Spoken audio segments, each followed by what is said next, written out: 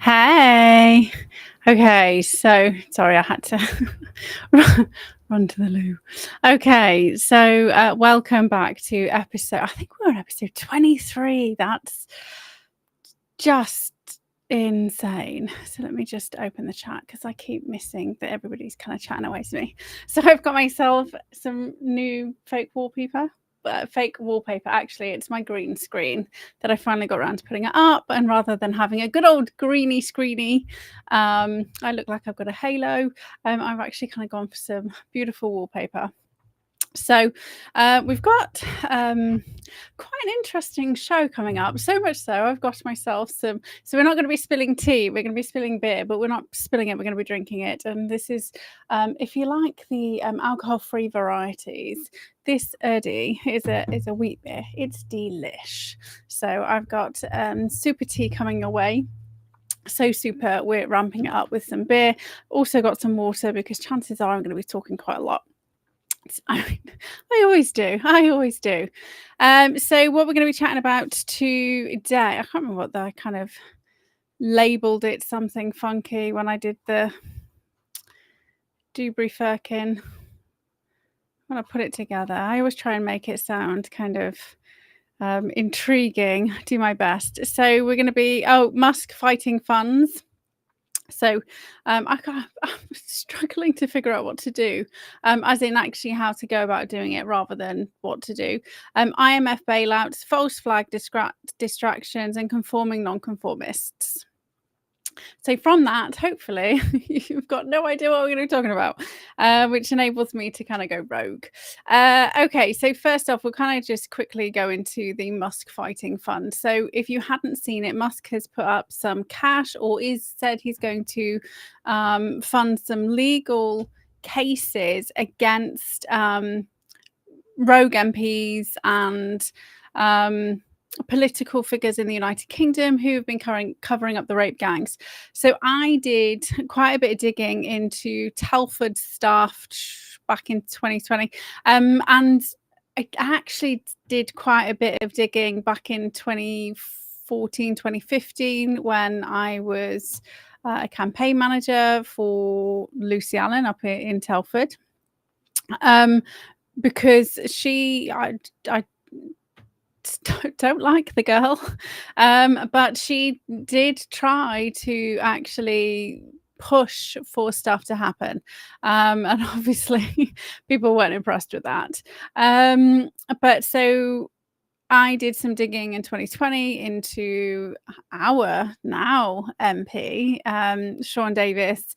Also dug into the lawyer so I think it was Thomas Crowther, who was tasked with investigating Telford. And obviously, there's the Telford 10, right? So the 10 political figures across parties. So it was so we've got a police and crime commissioner, John Campion.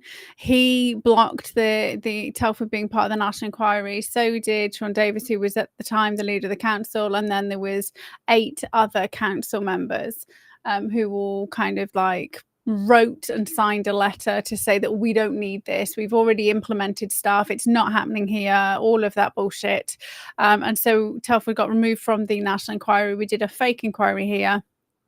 500,000 documents just went up in smoke, literally burnt the day before they were supposed to be handed over. And I've mentioned this before, it was a brand new building, right? So the council had moved into Southwater. Southwater was a brand spanking new building, and supposedly there was a waste paper fire, right? So people shouldn't have been smoking in there. Like, how did a fire start? It's England. It was overnight, so it wasn't like there was sunshine. It wasn't like it was like a blazing hot day and somebody just happened to leave a glass, and like all of that kind of fake shit. Like it was shredded, right? Documents were shredded. 500,000 documents were shredded.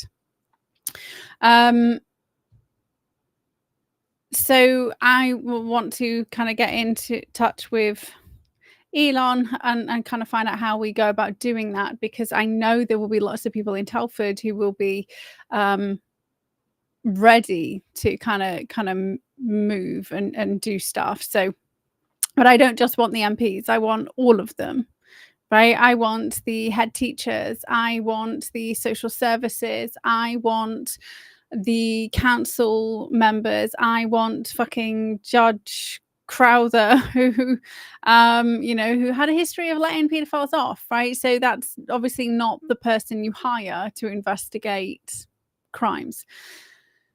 So he has offered money. I've been trying to figure out how you deal with it, how you kind of start the ball rolling. But because I mean that we've got a clear case of evidence of corruption, and also I mean, Oldham absolutely can't get in there, right? That's well documented that they refuse to have any kind of inquiries. And Telford's supposedly done stuff, and then they've never really done it, right? And it's all kind of been brushed under the carpet.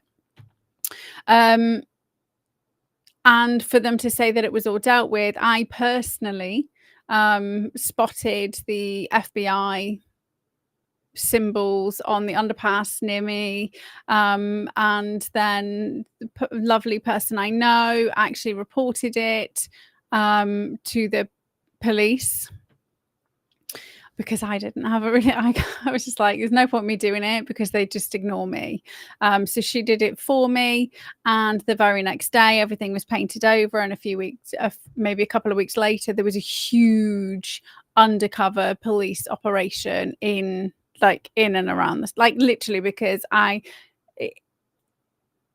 so you go down my road and across a bit, and that's the underpass, right, where they were palming kids off. And I didn't know that because that's where I used to walk the dogs, and I was just like, wait a minute, thanks to the FBI, I know why are these. And every time it got fucking painted over, these symbols would come back, right? And there was always, it was just dodgy. Anyway, so that was all kind of in 2020, August, September 2020 that happened. So it was still happening, still going on. It's still happening, still going on now. So it's not stopped. So why, you might be thinking, well, okay, well, why the little backwater of Telford section? Because I mean, Oakengate's, it's not. Well, so Hadley was where the chip shop was, and funnily enough, I mean, I follow it around Telford. So when I lived in Hadley, literally down the road was the chip shop where they were raping, abusing, and trafficking the girls out of. And so Oakengate is connected to Hadley. There's about a 1.5 mile road that you go through the back, and that's the underpass. And so you have the train station in Oakengate, and you also have the train station in Wellington. And for people who are local, it's been like a running thing about Regent Street in Wellington. So that's where they're just rows of very unscrupulous individuals of that nature. It was just something that was just known, right? So I grew up knowing this stuff was happening. Grew up, and not my entire life, because I've mentioned I was a RAF kid, so we just happened to settle in Hadley. Let's drink our 0% beer, because if I had actual beer, I would probably take 2 sips and fall off, because I'm such a lightweight. But I've been doing loads of digging for the last 2 hours, so I just completely lost track of time with regards to having any kind of fluid intake. I thought I'd treat myself on a school night to a bit of alcohol free. So that's why Oakengate. Also, we have the nightclub. So we used to have the nightclub that went until 4 o'clock in the morning. So it was and then it ended up being overnight, and it was always drugs. There was a girl who was raped, savagely raped at the bottom of the road, and he didn't just rape her; he bit chunks out of her. And I woke up in the middle of the night. So people are always walking past our house, like screaming, shouting, fighting at God knows what o'clock. And on that particular night, so I used to wear a Fitbit, and on that particular night, we kind of heard this girl screaming. And then the police was an absolute cunt to me, to be fair, because they came knocking on doors to see if anyone heard anything. And I said, well, you know, we heard the girl screaming. And he was like, well, why didn't you do anything? And I was like, because it was 3 o'clock in the morning and it happens every fucking Friday night. Like, so, like, she wasn't screaming, like, scream, get away. It was just like it was shouting. But lots of our neighbors have had cameras for years, so they were able to kind of like track the whole thing. But I was able to kind of pinpoint the exact time that they walked past because I woke up in the middle of the night and I had my Fitbit, so I was able to kind of print out, like, just, you know, printed out my thing. This is what time she walked past. So then they were able to kind of get the camera evidence. But it just horrific happened to this poor lass. But actually she wasn't the first victim. Anyway, so there's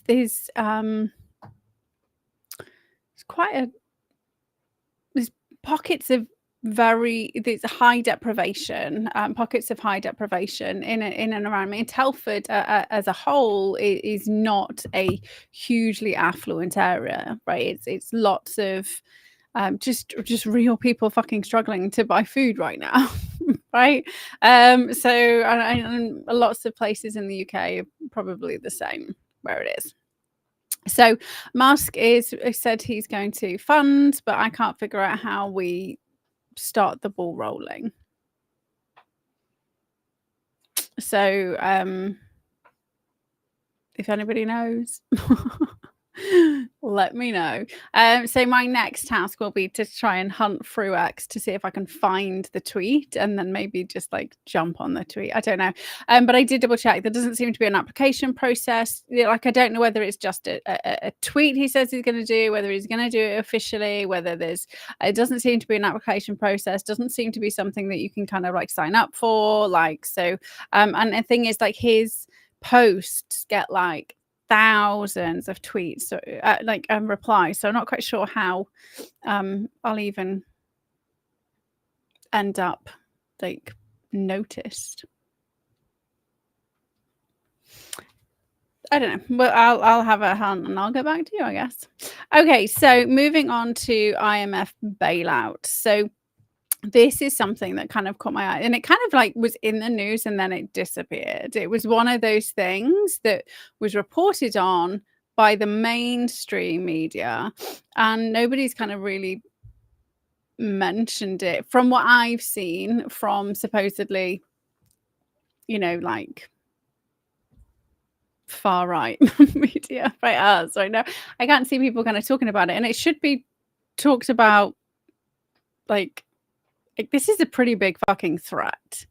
So our country the economy is being tanked on purpose.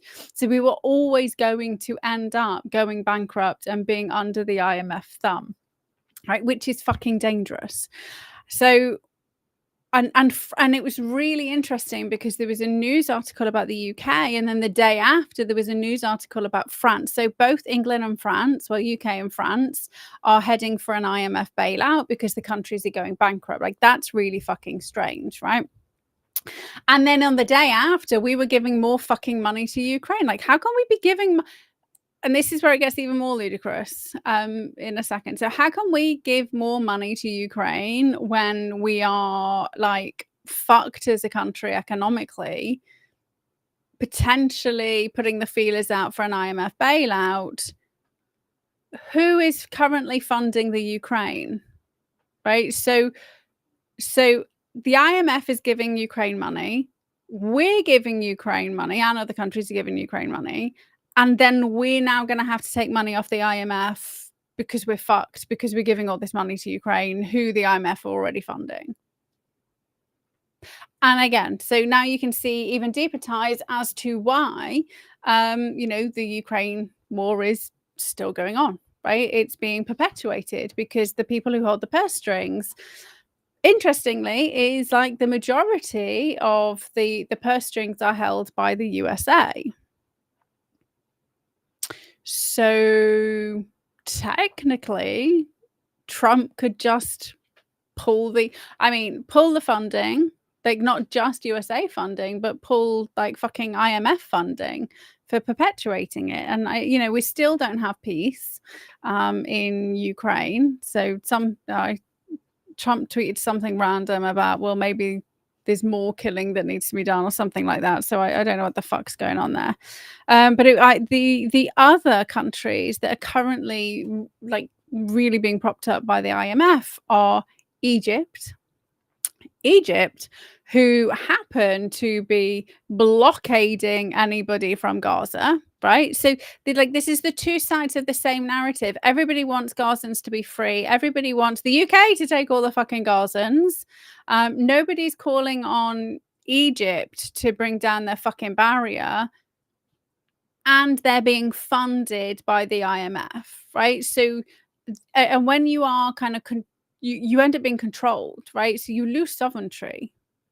You lose control of what you're doing because you won't have any money, right? So it's the same as anybody who's on benefits in the UK. If the government says to you, you can't spend your money on alcohol, you try and spend your money in fucking, once they get digital currency and all of that shit in there, if you trust it won't let it happen. Okay. So it's, when you look into it, it's like, oh, well, they kind of say you've got to do these things about debt consolidation. No, the IMF owns you. So we have the IMF who owns Egypt right now, is blockading Gaza, perpetuating the war, right? Because it's money. Everybody gets money when people are dying. Obviously, Israel's getting lots of money before their fucking arms. Hamas is getting money. Destabilization is happening. Like they're getting everything that they want. The other country was Argentina. And Argentina is trying to rape the UK for the Falklands again, right? So I was like, what the actual fuck? So we are about to go through the same fucking thing as that happened in the UK, that happened after World War II, when we were so financially screwed. We had to agree to the terms and conditions laid out by the USA, right? And so now it's going to be fucking USA by the back door. And on that point, there is a man, there's lots of men, obviously. There's a man on the internet who is crying for Trump to make the UK the I'm going to say 58th state, because, it already owns Canada, already owns Israel. So it's got all these extra states that nobody talks about anyway. No, I don't want to be an American state. I want to be a free people in my own fucking country. I do not want a fucking retarded dictator in charge of here when they're not even here. And like, the protections they have in the USA is not the same that what we have here, right? Look, no. Like, we have done a lot in our country. Like food, right? We have healthy food. They're just getting there. And it's only a short 4-year term, right? That everybody's kicking off about potential fucking chickens coming out, like chlorinated chickens in cans. And then they want to be, I don't want to be a part of the USA. I don't want to be a part of Europe. I don't want to be a part of like any other country. Just why can't we be British? And why can't we keep the United Kingdom? Because people are pushing England as a separate country. People are pushing Wales as a separate country. Do you know how fucking dangerous that is? Like, we are stronger as we're a teeny tiny fucking little island. We are stronger together as a 4. right? As a united front. There's a reason why we are the four, and it has worked well. And if the fucking cabal are pushing it to be separate, then it's a bad thing. Right? I mean, that should just be, if the mainstream media keeps saying, "Oh yeah, we'd be better," and I don't just mean mainstream, I mean the dickheads everyone's following who pretending to be not controlled, then it's not a good thing.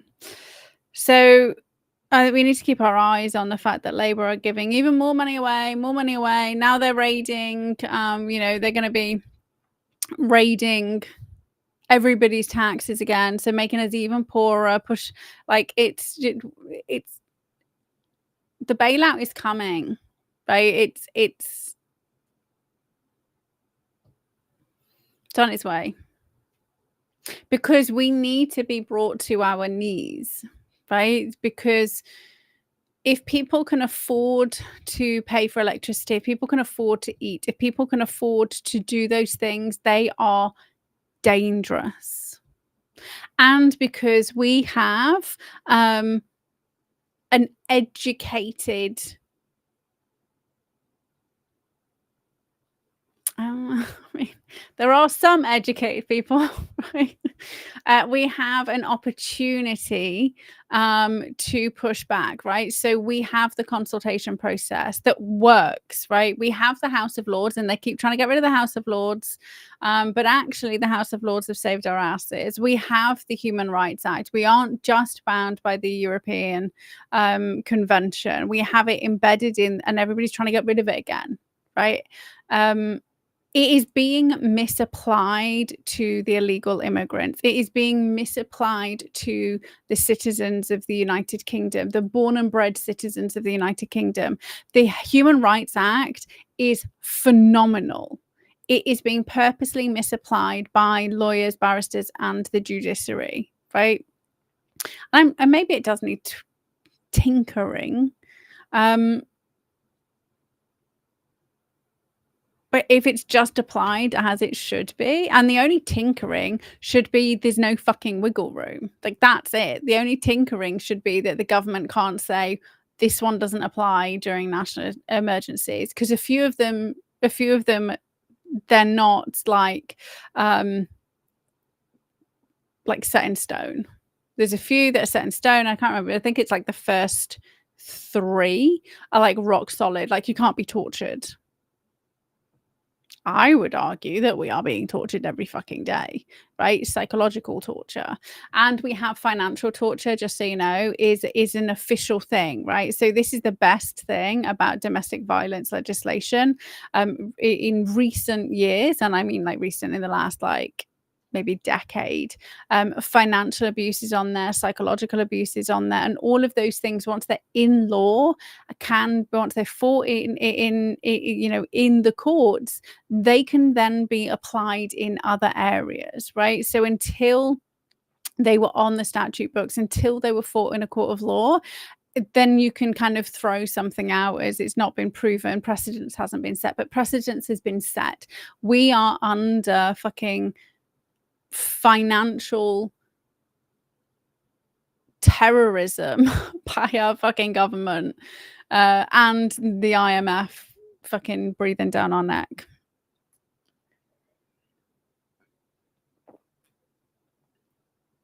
That's when it's game over. When we are no longer in charge of our money. And kind of the Bank of England is not really the Bank of England, right? It's the Bank of the Rothschilds. So we don't even own that, right? But we still technically have, there's an opportunity for somebody in charge to have control. Yeah.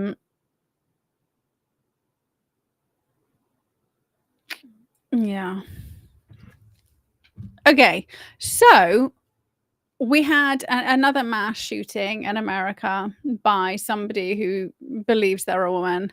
And it's really interesting that the mainstream media was like pushing this guy as a fucking pro-Trump Nazi, like, which is like the furthest from the truth. But it all kind of coincided around the time that the 100,000 emails were dropped with regards to Epstein and Eid Mubarak, who is Israel's previous prime minister. And the emails are from 2007 to 2016. So what I wanted to know was the whole Peter Thiel connection, because I think this is important. So just for context, the emails were linked by Handala, who are a hacker group, but they're actually a hacker group tied to Iranian intelligence. So if we kind of like backtrack maybe 6 weeks or so, we have, excuse me,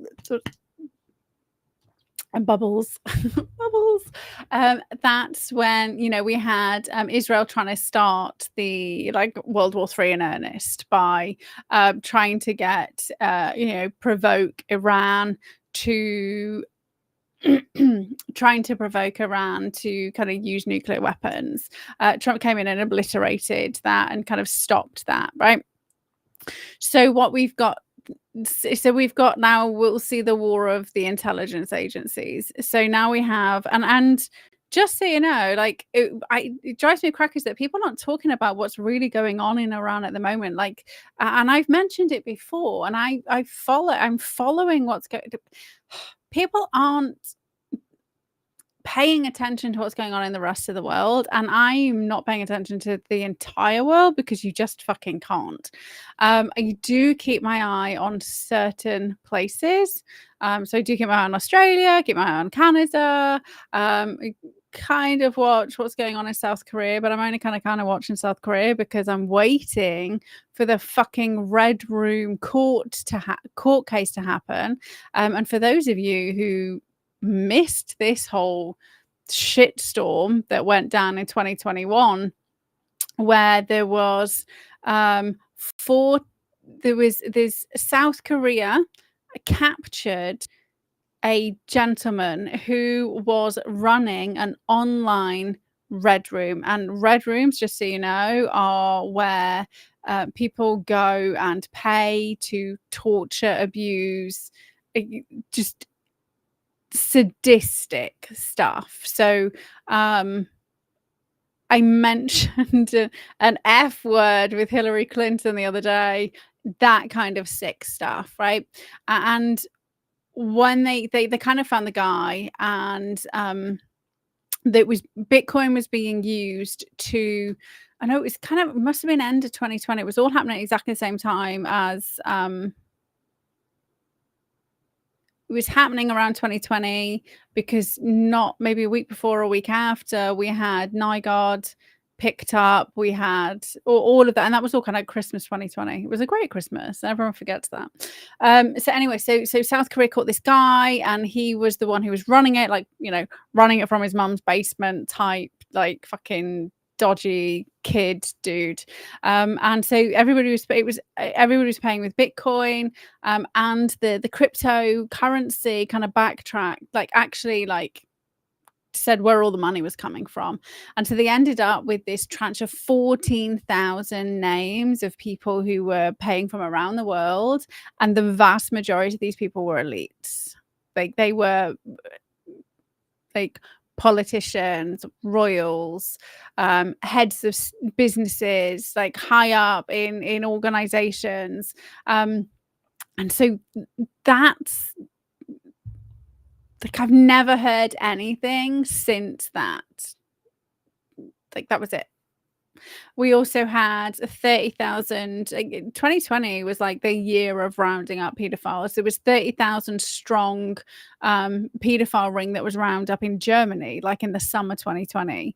And so for everybody who's looking into like all the historical stuff and ignoring all the arrests, kind of really pissed me off. But so I do keep my eye on South Korea, but I keep my eye on Iran because I think it's fucking important to pay attention to a country that that is now being run by people who really don't like us. But actually, the people inside Iran are, again, they're being massacred. Like the vast majority of Iranians are not extremists, and they are fighting their government, right? So they are fighting and speaking out and being executed for speaking out. Like there are executions every single day in Iran for people speaking out, and women choosing to show skin, right, being executed for it, and those women being brave to do that, knowing what's coming, right? So people in Iran are like fucking fighting. So with regards to that, yes, Handal has been linked to Iranian intelligence, but I mean, is it possible that some of the Iranian intelligence are good people? Absolutely. I would say some of MI5 and MI6 are, some CIA agents are, some FBI agents are, some lots of NCA agents are. So that's our National Crime Agency. So trying to figure out whether it's good people or bad people that leaked it, I think is way beyond my capacity to understand. However, it is very interesting. So Epstein and Mubarak partnered in 2015, right? Bearing in mind, Epstein was arrested and charged in 2009, right? So this is always why Andrew gets like kickback from the media, because he continued to have a relationship afterwards, right? So they partnered to invest in, it was called Reporty Homeland Security, which then was renamed to Carbine. And this is linked to Unit 82000, which is Israeli intelligence, right? So, and then in 2016, they pitched this. So Epstein, pedophile, human trafficker, eugenicist, all-round bad guy, and Eid Mubarak, ex-prime minister of Israel, together, who own a security company which like listens to 911 calls, tracks what people are saying, kind of like NSA style level collection capacity, pitched it to Peter Thiel in 2016. So Peter Thiel, who we've spoken about before, as a refresher, has a 330 million contract in the NHS. So under Planter, and Planter is software again. So that's like super spy software. And as part of their software, they do something called predictive policing. So this is like Minority Report. This is pre-crime. This is, they say it's AI-driven analytics, right? And people are freaking out about this shit. And I've had to kind of school people because it's annoying me a little bit because people behave like what's happening is new. Like none of this stuff is new. It's just easier with AI, right? So a very long time ago, back in the dark ages when dinosaurs were roaming the earth, I was at university, right? So it's only 20 years ago. And at university, I was learning all about risk factors. And actually, this is why I ended up spending my third year just crying my fucking eyes out. And why I kind of did like a complete 180 on what I actually wanted to do when I graduated.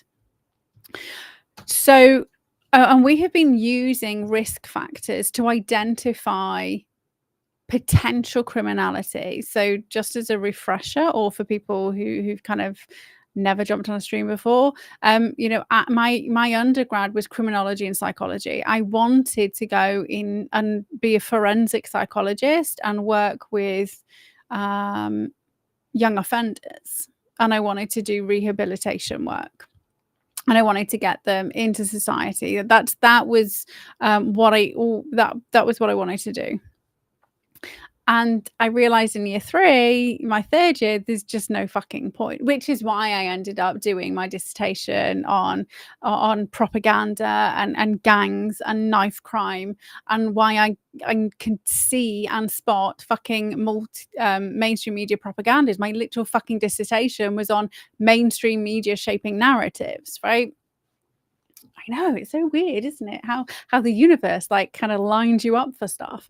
Anyway, so I knew that there was just no point going into that field, because we know before a child is born the likelihood of them becoming a criminal, and we do nothing about it.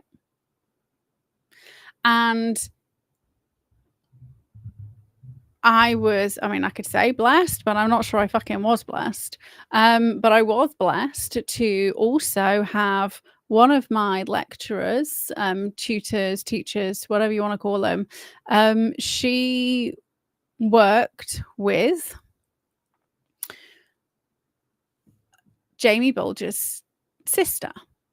So, because I was up in Scousland, and she was giving us insights on the Jamie Bulger killings that you didn't hear on mainstream media, and that's how I ended up then writing in the Daily Express about the whole release of the film they were doing, right? And I was saying, but there's lots of shit that people don't tell you.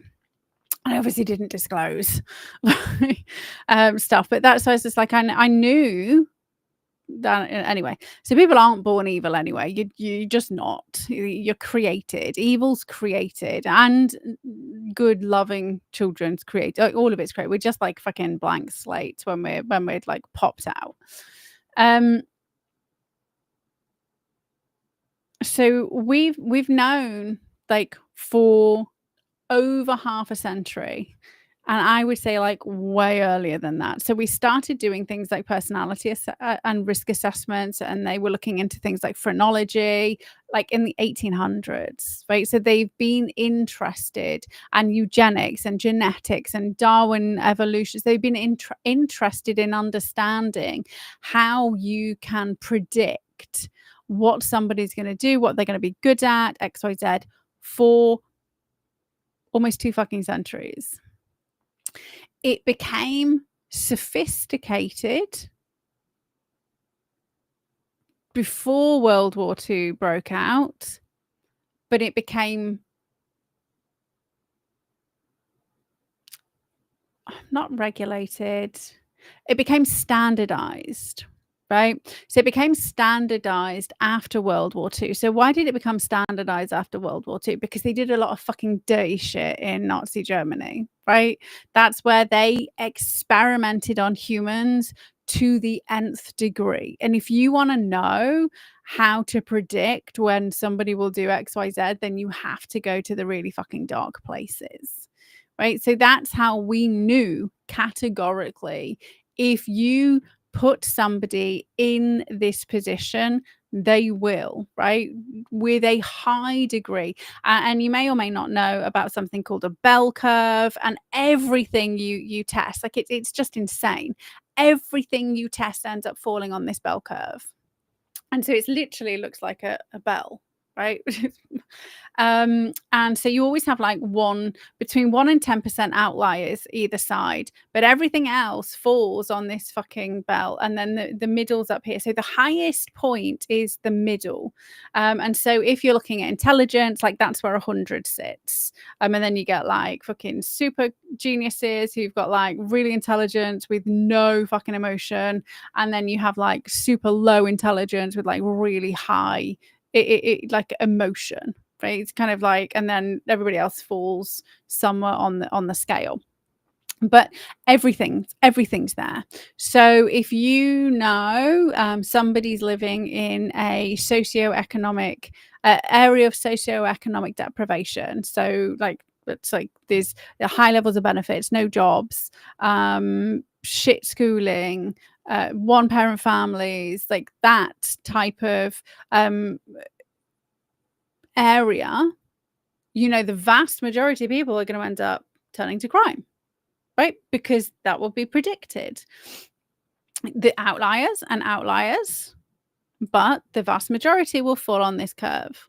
And that's obviously why they brought the benefit system in. So we're now like third generation, and they know once you kind of hit like second generation, like it's really, really difficult to break the cycle. And by the time you hit third generation, like cycles, like it's an ingrained habit.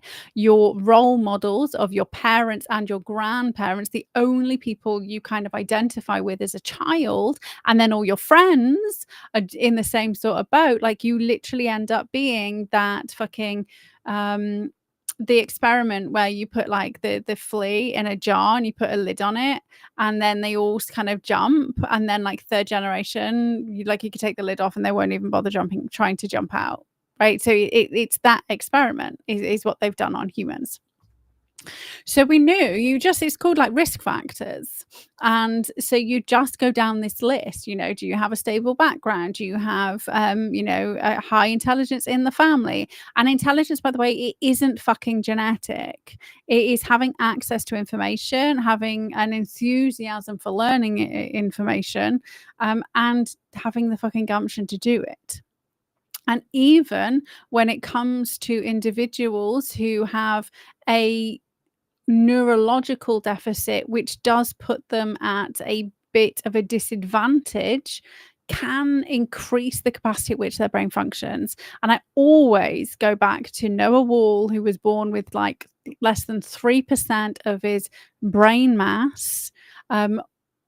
Within 3 years, he'd grown it to 83%, right? Outside of the womb. So the difference between Noah Wall and what happens with everybody else is they get told, oh, well, this child has XYZ. That's like, we're not going to bother, right? And I've mentioned that I've worked with autistic kids and they're like, oh yeah, they're nonverbal. And I was like, well, if they got a voice box, they can fucking learn to talk, right? Let's go. So, and proven it, right? Proven it true. And it was really interesting because I was in the supermarket the other day and I saw that family. And it may sound like nothing, but the girl who, where are we now? We must be like 15 now. Was pushing the trolley, like, and just, there, like the parents had wait because they saw somebody else and they were like chatting and she was just there, like chilling. Like, there is no way they couldn't, like, that was just off. They couldn't even do stuff like that, right? Before we started working together. Like, that was their dream. One of their dreams was so that they could go food shopping, right? And it sounds like, to most people, that sounds like, oh my God, what a like, it was just, they couldn't do it because she wouldn't function. She could not function in the real world because everybody convinced the parents that that's it. She's nonverbal. She can't do it. She couldn't communicate. She couldn't tell anyone what was going on. And she used to fucking go nuts. As soon as they left the house, she would be screaming the fucking place down. They had her shopping before, like, we'd finished, but she was still kind of temperamental because she was a child. But yeah, it's nice to see. Like, once you wire it in, you can keep it in, right? But it's just the belief. So we've known this for decades, right? So if I want you to think about 200 years worth of information now all being systematized, now being standardized. And when they kind of create psychometric assessments, they don't just test it on like white kids. They test it, then they tweak it and they test it on other populations, right? And then they figure out, does this apply across the board? Sometimes it really doesn't. Sometimes there's specific tests for specific different cultures, but majority of the time, because we fall on that bell curve, if you push a human in XYZ way, then you go for it. Bearing in mind, we've had Rwanda as a test bed. We've had everything that happened in Lebanon. We've had like the overthrows, the coups. We've had Northern Ireland was another fucking test example of how you can kind of manipulate humans. And they kind of went full force with it in COVID. So we saw the results of all the things that they've been doing and practicing when they locked down the entire fucking world. And I would say 95% of the world complied. right? So all of that information, they know exactly what they're fucking doing. So what's the difference with AI is the ease and speed, right? You don't need to go to university, and you don't need to then go do a master's and further education necessarily. You can just fucking jump on somebody's social media, plug somebody's social media account into an AI that has got all this risk assessment information in the background, and you will be able to very accurately predict whether this person's going to do X, Y, Z. So what's really fucking scary is now Plantier, which has always had that information, and obviously we've come like kind of full circle. This is what Epstein was involved in, and obviously he was like super eugenics, trying to like repopulate the earth with his own fucking babies. Plus Israel, who are currently ethnic cleansing the Gazans. And, it's a war, so they're also have been ethnically cleansed by, Hamas for quite a while. So it's a war.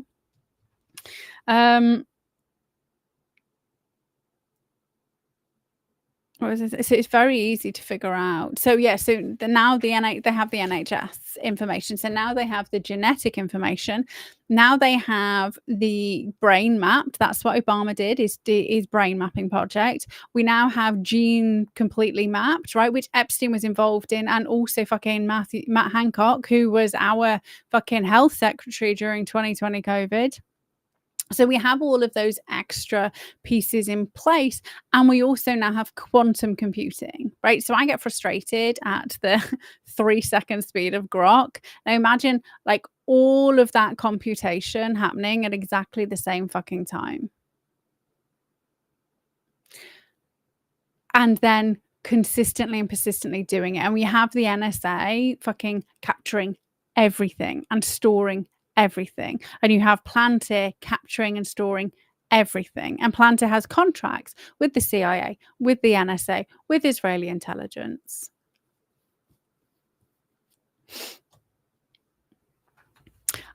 And FYI, Eid Mubarak went to Jeffrey's Island in 2014 and wrote an email saying how lovely it was and how a great time he fucking had. Just as a little bit of extra information. So all the shit stuff was happening in Epstein's New Mexico ranch, which is still really quiet about. So I remember when they kind of flew the drones over it, and they were trying to, sorry, me foot's gone now. They flew the drones over it, and then they were they couldn't actually get access to it. Sorry. So the ranch, so I don't think they've ever managed to get into the ranch. So there was some kind of, bearing in mind this was like a few years ago, pretty sure the ranch is at the back and there's somebody else in front, and in order to get there they have to go through his land, and he was continually refusing to let anybody through, right? So they haven't even seen the stuff, and that's where all those sick fucking eugenic experiments, chimeric experiments, all that shit, cloning facilities, all that shit's kind of happening underneath there. That's where I've forgotten her name. There's that survivor who woke up on she woke up strapped to a table. Oh, bad. Sorry. Juliet Brandt. I apologize. But so she talks about New Mexico ranch. So why else is this important? Well, because we have JD Vance, who is Peter Thiel's bestie, right? Fully funded by Peter Thiel. We mentioned this before. And again, we have to remember that JD Vance called Trump Hitler before going to Mar-a-Lago and then being magically endorsed and then ending up as fucking vice president. But who did JD Vance meet when he was over here? David Lammy. And they were having a great time. So I also kind of looked into Peter Thiel and Musk, because obviously the PayPal links, right? So they were both in on PayPal. They fell out. And so I don't think And yes, Musk has been snapped with Ghislaine once, like she photobombed him, which what Musk is saying. And there's kind of dark stuff in Musk's past and as well. I don't agree with, strapping myself up to a machine. So, but I mean, he's autistic, so he's just thinking black and white, right? But when he gets an idea, that's it. So he's kind of like helping the UK. So even if he just gives us the money, right? We bring it all down. Okay, so and it's kind of important to remember that. Oh, try to remember the tweet, and I've mentioned this multiple times. Like when Musk bought Twitter, he said it was a literal crime scene, but he literally had access to everything. And so then, like, they must have, like, but trying to go through, I mean, I can't even go back through my own tweets is like tens of thousands. Right. Let me, like, I mean, like, I was shocked when I saw how many tweets I've done. I mean, and it's tweets and retweets, right? I haven't written all of these. Does it not show you anymore? Oh, it used to show you. I'm sure it was like 50, 60,000 or something. It used to show you how many tweets. But I've been here since 2009, so you know that I'm not a bot. You know that I'm a real person. I mean, you don't know, but I mean, I was here for a while before. Okay, so lots of fucking information, right? So it's very easy. If you take all of that Twitter information, like if you just had Twitter, and then you fed that through the psychometric assessments and the risk assessments, you would be able to figure out who's a threat and who's not a threat. And it pisses me off that this stuff is not being used for our protection, right? Because they have this and they are using it to cause us harm. So there's 40,000 people on the UK's terror. It's 43,000 people, actually. Update 43,000 people, like Muslim extremists, on the MI5's watch list. Yeah, I mean, they shouldn't be in the country. I don't think we shouldn't have a list of, like, I'm pretty sure there's only 3.5 million Muslims in the UK, which really puts that into perspective, right? With how high the percentage. What is that? 40,000? 40,000. 3, 1, 2, 3, 4, 5, 6. Oh, that's not easy. I don't know what the percentage is. As if it was like, no, I can't do it. Like, I don't even know where I'm attempting to. I made like 1 trillion or something on my calculator. So whatever I did wrong. That seems quite high. Okay. It's higher than the far right and nationalists, right? And there's a larger population of us. I mean, not very much larger nowadays. So if we have this information, why is it not being used? And I'm in two minds. I believe that everybody can heal should they choose to, right? That's proven. If you want to, you can rewire your brain. If you want to, you can learn anything. If you want to, you can be a completely different person. And I don't mean like fucking changing your hair or makeup or fucking plastic surgery or anything like that. I mean, you can decide that you want to be a completely new you, and then learn and change. You can change your personality. You can change your interests. Like we evolve as humans, right? Things I believe and enjoy now, definitely didn't. I mean, I love going to the garden centre. Like, that is not something 10 years ago I would have been, like, excited about going to Dobbies, right? But I do get very excited about going to Dobbies now, right? So, we can evolve, right? We can become different people. But we have to choose to, and that's why psychopaths are so difficult. I mean, a psychopath who wants to change can change, but most psychopaths, I don't know of any psychopaths who actively choose to, so therefore psychopaths just don't, right? Because why would you? If you have no incentive to, and if you get everything that you want, then you just maybe. Anyway, so I believe risk assessments and that stuff is useful, right? And this is why I was crying for the whole of my 3rd year, because we don't use it in the way that it should be used, right? If I'm sat doing a developmental assessment on a child and I identify like serious lapses in support with regards to the family or the school or some gap, right? What we should then be doing is plugging that gap, putting the money there, and supporting the child to grow into a happy, healthy human. And what happens is we don't do that.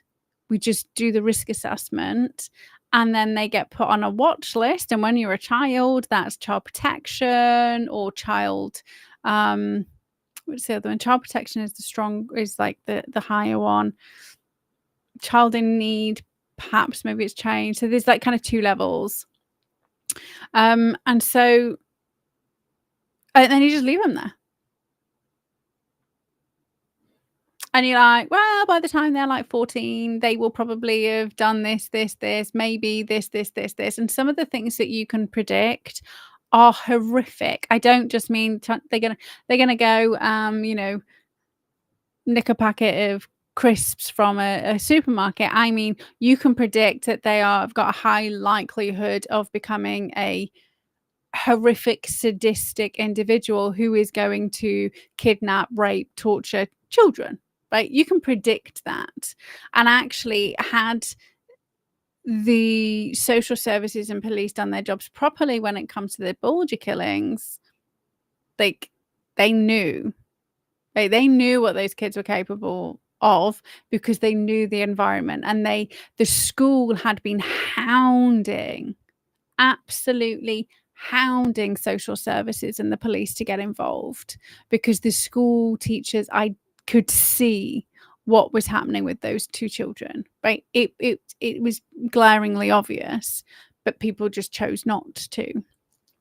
And then, I mean, the other reason why I was crying is because it was around the time of Baby P, and we got to investigate that case and the failings,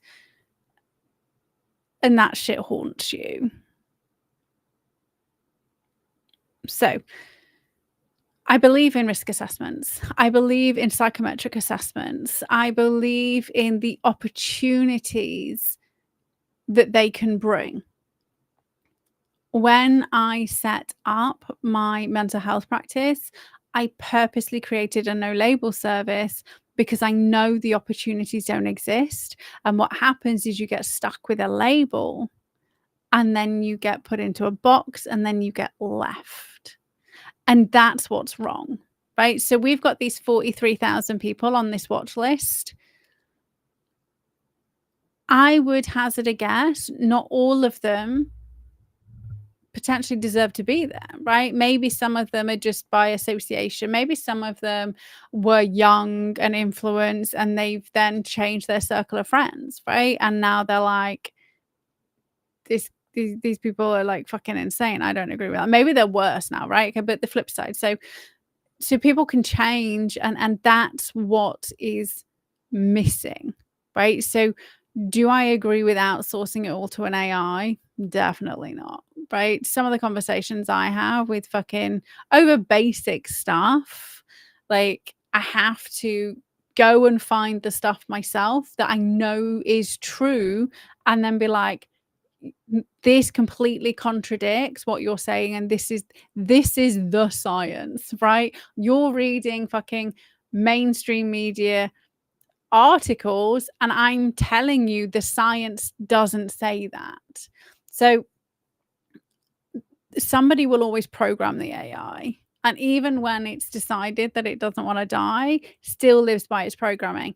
And even Grok lives by its programming, because today I was asking it about Obama and ties to the Muslim Brotherhood. And Grok told me that it was all kind of like nonsense. And I went to direct articles, and these were kind of put out by, like, I don't know whether it was like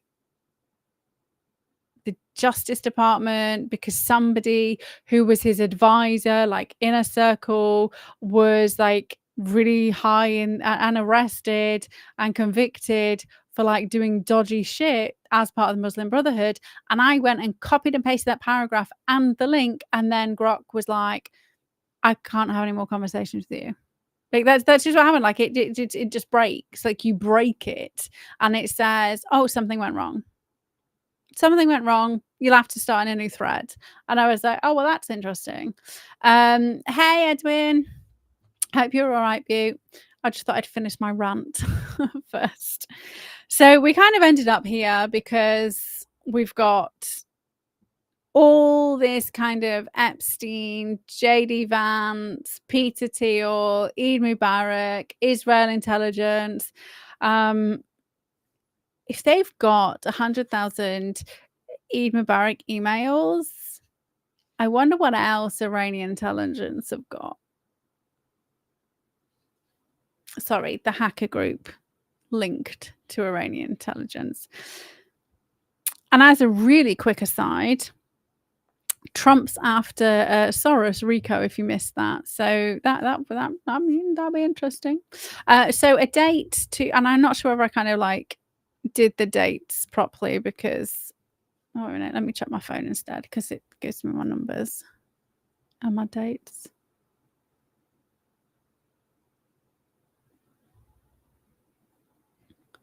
Oh, sorry, I got a really weird message popped up on the screen. So a while ago, Tor posted something saying done in 30, right? So 26. So either me and numbers, right? So this is, we will do like a couple of days either side. I'm pretty sure I counted it correctly. So around the 26th of September. So it literally says on my calendar, done in 30 ends, and then in brackets, or maybe yesterday or maybe tomorrow. Around 26. So we'll see what happens, right? But we do have Trump coming on the 17th. We have a big fucking the redacted, non-redacted transcripts coming out on the 17th. And then in the UK, we have this big fucking protest happening. Okay, and that leads us on to the last thing we're talking about, like conforming non-conformists. And there's a post that I would like to share, which completely sums up exactly why we are in this fucking shit heap. Let me just find it,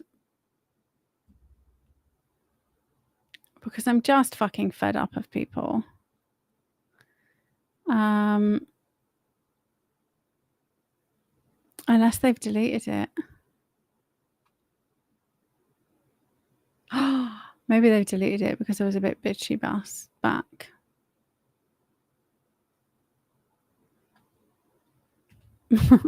I mean, I wasn't completely bitchy, just a little bit bitchy. Oh no, it's there. Okay, so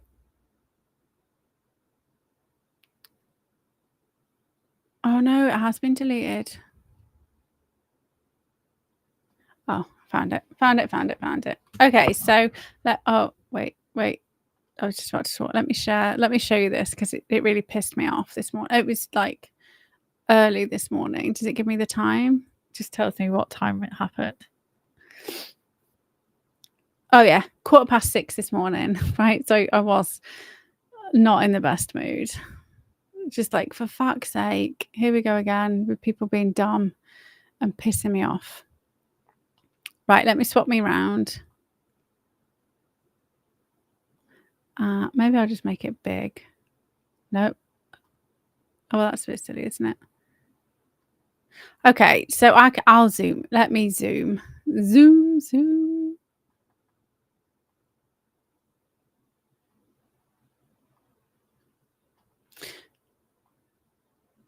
Is that better? I don't think it's zoomed in for you. It's just zoomed in for me. I don't know, sorry. Okay, so basically some dude popped up a post saying, do you think the government will allow this to go ahead? This is the UK's biggest free speech festival on the 13th of September, which is on a Saturday. And he's kind of saying, like, do you think it will go ahead? And I think they absolutely will, because they're counting on civil war. We're watching a colour revolution and intelligence-led regime change coup happen right before our eyes, and all the awake are too asleep to notice that, thinking they're winning, right? Because they're just bored of it. And then we have this person here, and I do not mean to be picking on this person, right? But I've just had enough of lazy fucking people. Oh, Linda, I'll come back to your question.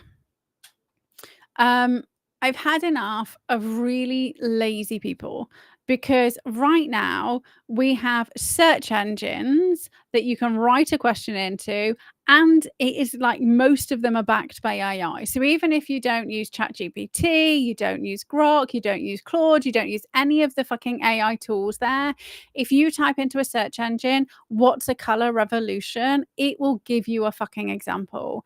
And so rather than like taking 30 seconds, right, to go, wait a minute, this girl is saying something that I don't understand, I'm just going to go look.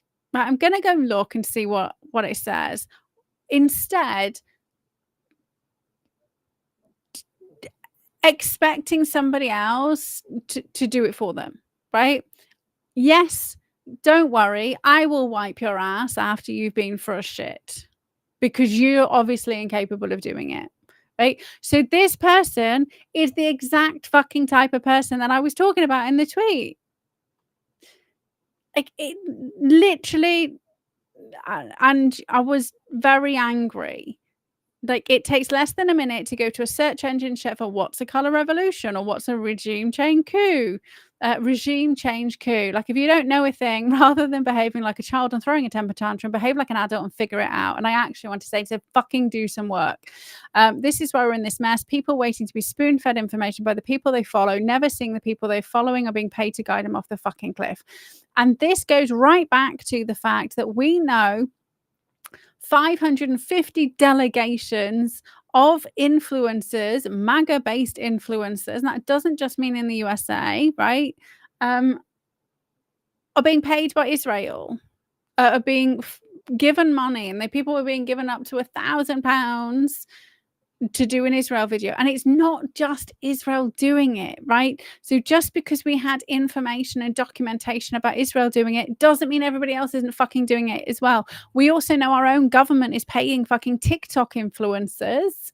They were paying them during the COVID pandemic. Like, it just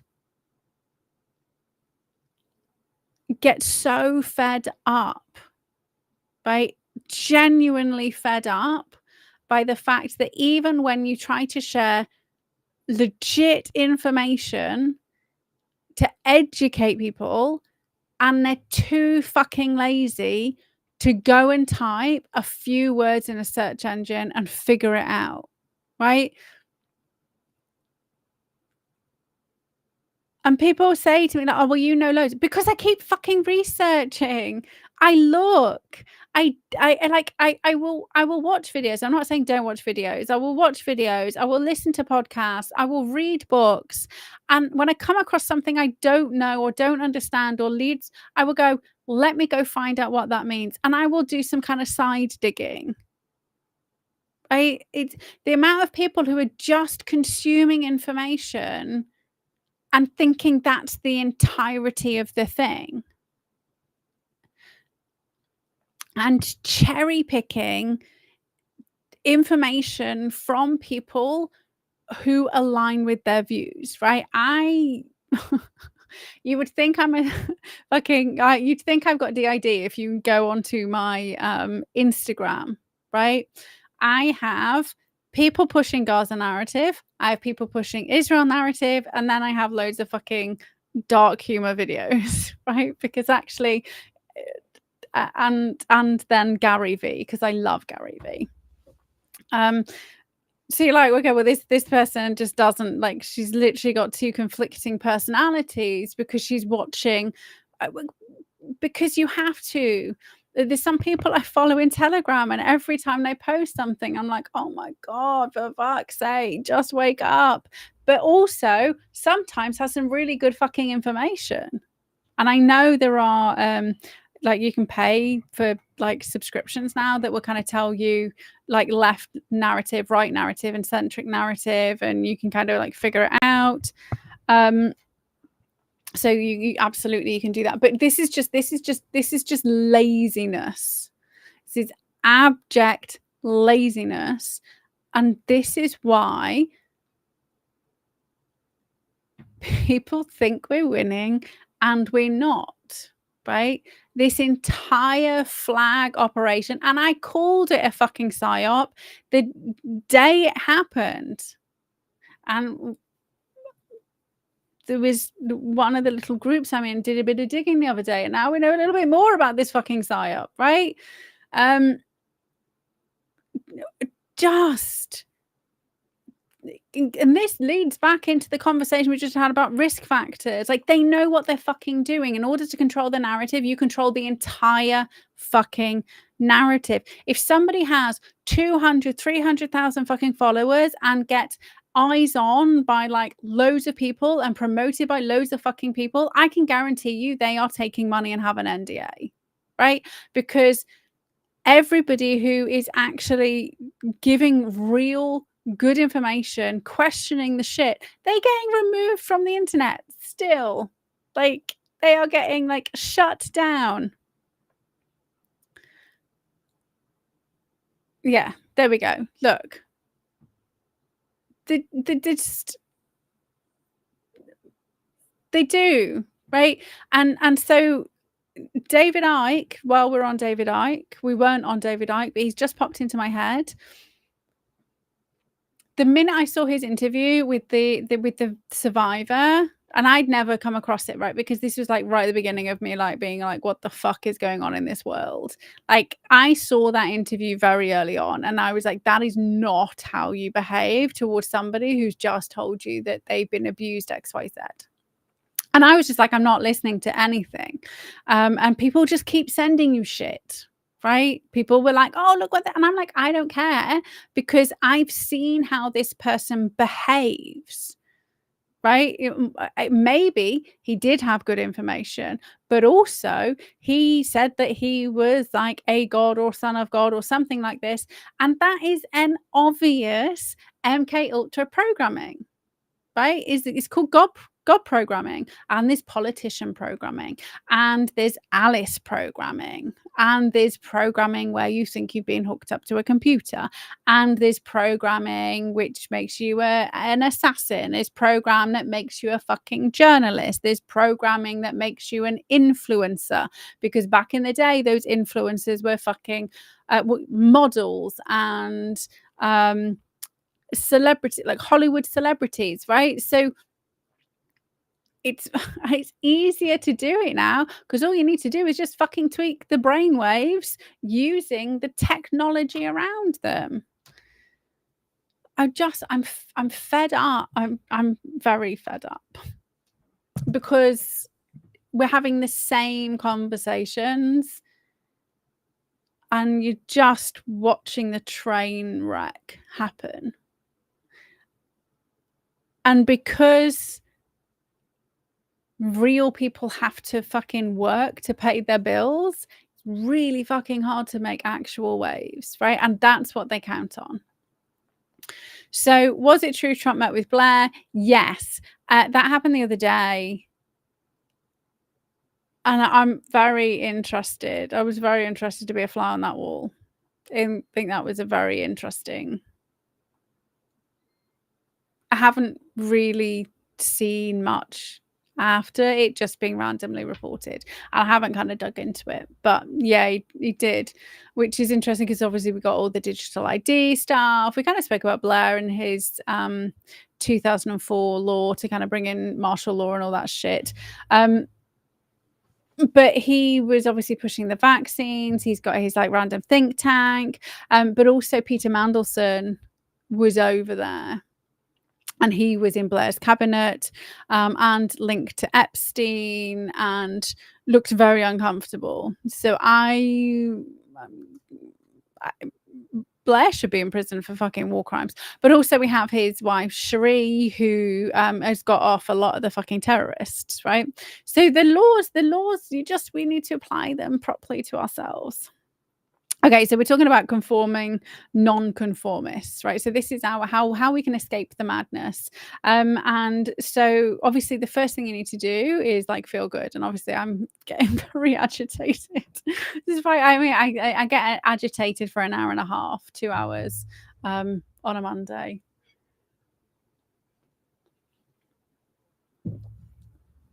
And then we'll go and like chill out and relax.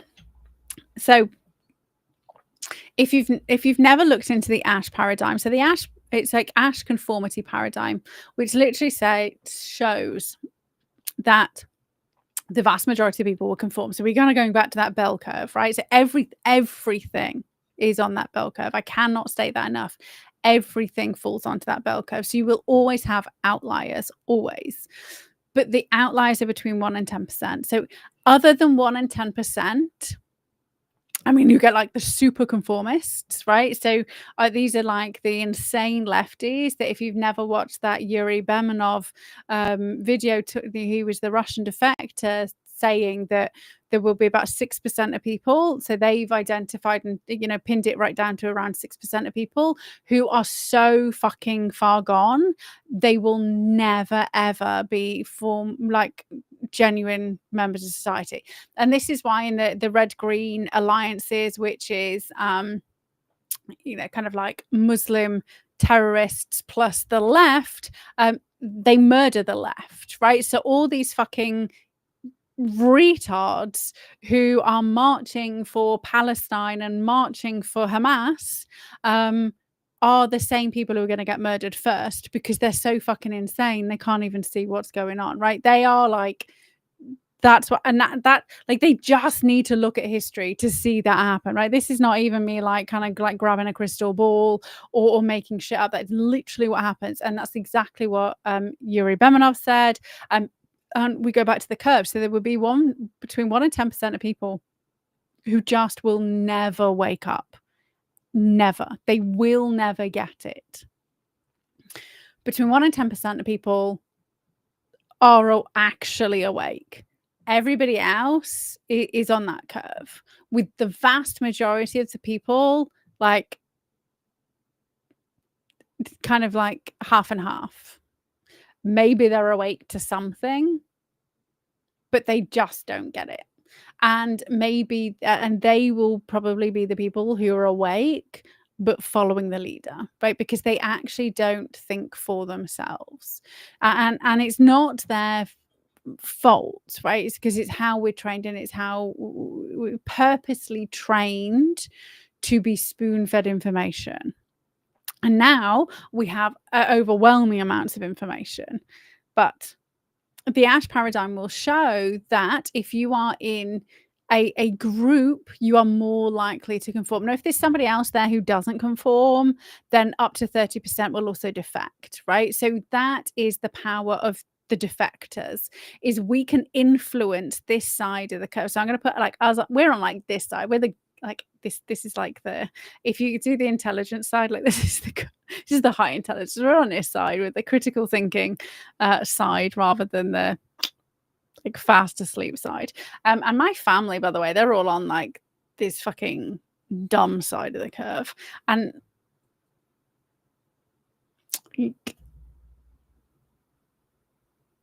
I still love my family because you do, but anyway, so they're on the dumb side. So I'm like on the extreme end over here, like fucking awake to what's actually going on. And not asleep awake either. And yes, there are people who I follow, but I'm not in a cult. I don't follow them religiously, and do not kind of like agree with all of the stuff they say or do, right? I will take their information's useful, but then I will go and do my own due diligence and be like, yeah, that's just bullshit, right? Because nobody's amazing and nobody knows everything. So we can affect 30%, right? So we've still got 10% fucked. But that then still leaves us with 60% who are kind of like wandering aimlessly. And that 60% who are wandering aimlessly are the ones who are going to kind of like wander off the cliff. Like they're the lemmings that are just going to wander off the cliff, because 30% will be following the insane side, right? So there's actually not that many kind of in the middle. What's that, 20% left? Maybe like 20% who can be like positively influenced, but they're still going to be like following the narrative. And what's happened in the last like week and a half, right? So coming back to this whole color revolution, we had the flags go up, right? All of a sudden overnight, there were just flags everywhere, right? That doesn't happen organically. Maybe a few flags will go up in an area, and maybe some people will, but it takes time. So I want you to kind of go back to something that did happen organically in COVID was the yellow boards, right? So you remember the yellow boards that people were standing on bridges, right? It took a good few months for that to happen. Right, for it to be happening like consistently every Saturday in multiple areas. Didn't happen overnight, because it doesn't, right? Because people don't have flags in their back garden. They don't, they have to organize it. Traditionally, people on the right have got families. They've got, not everybody in the family is awake, right? I'm very blessed that Matt's awake now. He wasn't like 2020. That was like very difficult. And 2021, he was only kind of coming around to stuff. And it wasn't until kind of like 2022 when he was just like, holy fuck, like everything you were saying is true. And I was like, I know. So like even, but I mean, my family's like fast asleep, right? So the fact that it happened overnight, like instantly, that's a dead giveaway that's like organized, orchestrated, and funded. So what also happened, like within 24 hours, was the rebranding of what's now known as Advance UK, right? Which is now attached to Tommy Robinson. So Ben Habib and Tommy's pushing it, and Elon's pushing Tommy, right? And this is why I'm like, Elon. Like, there is no one who will convince me that Tommy Robinson is good people at all, right? At all. And I watched Heretics with Ben Habib. I was like, I'm going to give this guy a chance. I mean, it's all fucking funded, right, by dark money, but I'm going to give this guy a chance to see what he says, right? And he was talking some good stuff. And then they got onto Tommy Robinson. And he was saying, this is false, by the way, this is false. He was saying that Tommy was a political prisoner because the Attorney General got involved, right, which made him the political prisoner, and he didn't deserve to go to prison because he absolutely, the things that he said were, Tommy, his exact words were, Tommy says that he 100% believes that what that girl said was true. Tommy does not believe that. That girl was the sister of his friend for 10 years. He absolutely categorically knows it didn't fucking happen. And that was proven in court. Absolutely proven in court that there was no medical evidence of this girl ever having surgery, ever even being near a fucking GP for the things that she was reporting to have happened, which she says that the guy beat her and did horrible things to her, right? So anybody who stands there and says, and I'm perhaps saying maybe Elon hasn't looked into it, right? Because he's like a fucking busy putting rockets into space and all that other shit, right? Ben Habib, who's got a close association with Tommy Robinson, should absolutely fucking know that. So what I didn't know about Tommy Robinson, and for anybody who does still like the fucking, and again, I was going to stand by the fact that he's a fucking useless idiot. Here's a little plot twist for you. And maybe you knew this, I didn't. And then we'll go into dark money. Yeah.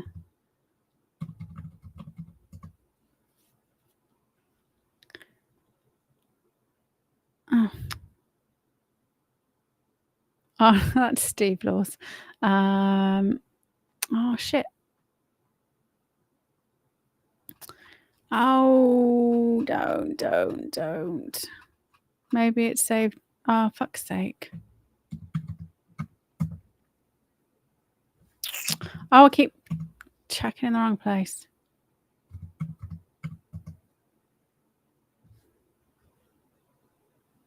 No. Murder. Maybe it's under murder. I don't want to give you the wrong information. This is important. No, can't find it. So basically, okay, so I'm going to have to kind of like summarize it and paraphrase. Actually, give me like a minute because this is quite important and I didn't know this. And I looked into Tommy Robinson. I looked into his affiliations. I looked into his arrests. Here's the other thing, right? So Farage distanced himself from Tommy, saying he was a thug. He'd been arrested for assault. Ben Habib says that's never happened. Fucking has happened. He was arrested in 2005 for beating up an off-duty police officer who had looked at his girlfriend of the time in a kind of suggestive way, right? That is a fact. He was also arrested like multiple times afterwards, like for being a fucking yob. Anybody who's involved with, who used to be involved with Tommy Robinson will tell you he's a purposely paid agitator who used to rock up to places. So you think about Antifa, that's what Tommy was doing. He would turn up to places and see whether he could get things started. And he did the exact same fucking shit when he came to Telford and almost collapsed multiple fucking court cases by streaming information, like doing live streams on court cases when they were in, like, and you can't do that, right? And he was told he couldn't do that. And one of the other people who was with him was just like, holy shit, like we really shouldn't be doing that. And he said, well, we have to do it anyway. We've got a right to do it anyway. And court cases were potentially collapsing and fucking pedophiles grooming people were going to go free, right? So you can't tell me somebody who genuinely cares about the British people is not going to at least honor the fact that you actually can't report on until it's happened, right? That's like in our law, right? So here we go. I found it. Oh, the reason why I couldn't find it is because it's images. Actually, I might be able to share them with you. So the other thing, okay, so with regards, hi Linda. So with regards to Tommy, also he's been done for fraud like before. He's also should be done for fraud because he defrauded all of his followers with regards to the recent court case when he was collecting money for his fighting fund. And what he did is he came straight in and pled not guilty. He pled guilty to contempt of court, right? Because he did. That's what he was told to remove that part from the documentary because the guy had taken him to court for defamation of character. And it was proven in court that he had, like, it was just made up and it was bullshit. And then obviously social media, like people on social media found loads of other stuff out as well with regards to like fucking social media images of him and the girl's brother who were like from 10 years ago, and Tommy's like in them going, here's my best mates, right? So it's really fucking dodgy. And then obviously we've got the like Andrew Tate links. Anyway, so we kind of been through that, but I want to kind of just share this because even I didn't know this, and I was looking into his criminal activity. And the reason why I was looking into his criminal activity is because I was trying to identify the point at which he became a confidential informant and or a paid agitator on behalf of the state. Right? He's not intelligent enough to be an actual spy. Like, he's not an MI5 agent, but he's definitely being funded by multiple sources. You know, there's links to Israeli intelligence, there's links to fucking Pakistani intelligence, definitely links to MI5, MI6 with the things that he does when he does it, right? He just does whatever he wants to. He just fucking does whatever he needs to for money. And for shits and giggles, and because he thinks he's part of the club. He will be thinking he's part of the club, right? But he will be because he's just useless. Yeah, useless with regards to what's necessary for society. So let's see whether I can share this window. I can. Awesome. Okay, let's just swap this. Oh no. Okay. I can't see it now. Okay, so Paige, so this like popped up this, I saw this morning. So Paige Shivers, she was 15. She was groomed, abused, and killed by a member of the Tommy Robinson's EDL party. So another member of Tommy's party helped dispose of the body. There were no riots, no marches. Tommy was silent. He didn't even ask for donations, right? Rest in peace, Paige. And Grok, this was like Grok checked, right? So Grok says Paige Shivers, 15, vanished from Blackpool, August 2007. So to put it into context, Tommy's first arrest was 2005. So he was already, and he was heavily involved in football hooliganism. Right. And if you ever watch the Andrew Gold interview with the Sikh guy who has been instrumental in pulling down some of the rape gangs, something he said was very telling. He said, well, Tommy Robinson just turned up one day. He just kind of popped up out of nowhere. Right. And Tommy always says, oh, well, his cousin was groomed. And that's kind of the story he kind of like peddles as to why. But even the Sikh guy was just like, I don't know. He just kind of like showed up one day. And he definitely, the way that he said it, like I don't think he's not stupid, but he thinks it's suspect. So Robert Ewing, a neo-Nazi with prior child sex convictions. So the person who is championing, we need to stop the grooming gangs, was chilling out with somebody who was a paedophile, who was found guilty in 2015 of her murder to silence her about their sexual contact, sentenced to life, so minimum of 33 years. Gareth Dewhurst got 8 years for helping to dispose of the body, and the body's never been found. Some reports know Irving attended EDL demos and expressed support online. No public response from EDL founder Tommy Robinson. No riots occurred, and so he's embroiled in this, right? And at no point has he ever kind of spoken about it. And why would you involve yourself with somebody who already had convictions for abusing children. I don't know anybody who abuses children. Just throwing that out there. If I did, they'd be in fucking prison.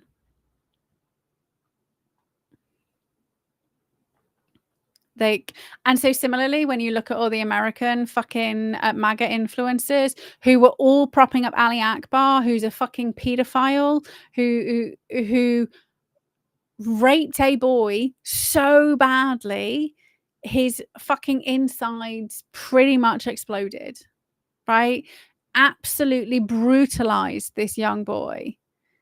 And they all knew that, and they all know that. And they still fucking had him on stage. So that includes Alex Jones. That includes fucking all of them. Like all of them.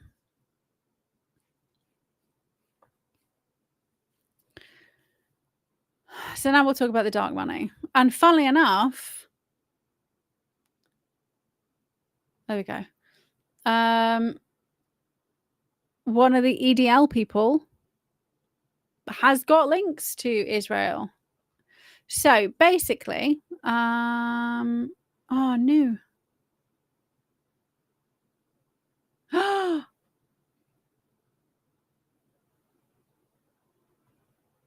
Why can't I find it? Oh, this is naughty. Oh, I don't want to have to do this from memory. There was like lots of information. Oh, I can't remember people's names.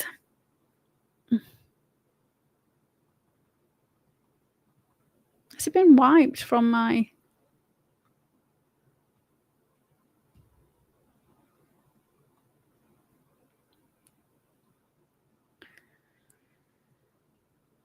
Oh no, yeah. Woo. Okay, so while I sleep, the people in one of the little groups I'm in, they do digging. Like I'm like, oh my god! Every time I'm asleep, I wake up and you guys have like done digging. Okay, so basically digging into the Operation Raise the Colours, trying to figure out who was funding it.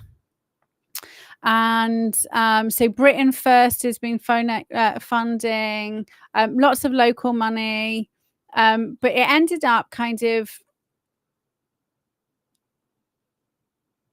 There's a guy called Andrew Curran, whose actual name is Andy Saxon. So this is the other dodgy thing. Like, so Tommy Robinson has like two names, actually has multiple names, right? But it's Stephen Yaxley Lennon. So why would you change your name?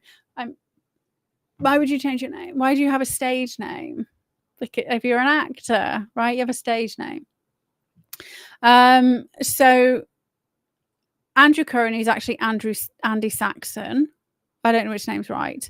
And then Joseph Moulton are kind of like founders and co-founders. And Joseph Moulton ended up having links. Let me...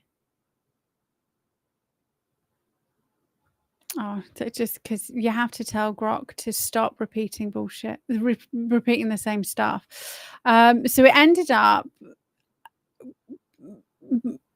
So the digging that wasn't done by me ended up kind of tracking back to a Spectator article.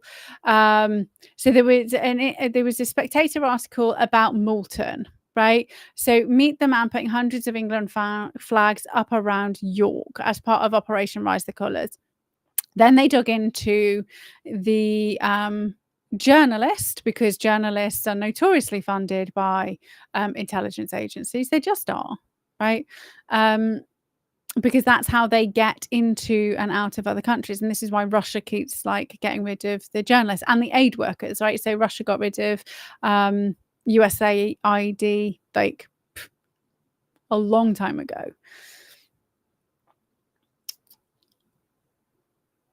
Where's it gone?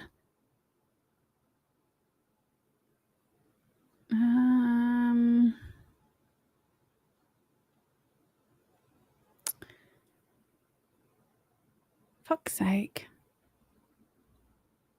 So we ended up with So there was a contractor okay, so Moulton ended up meeting a contractor.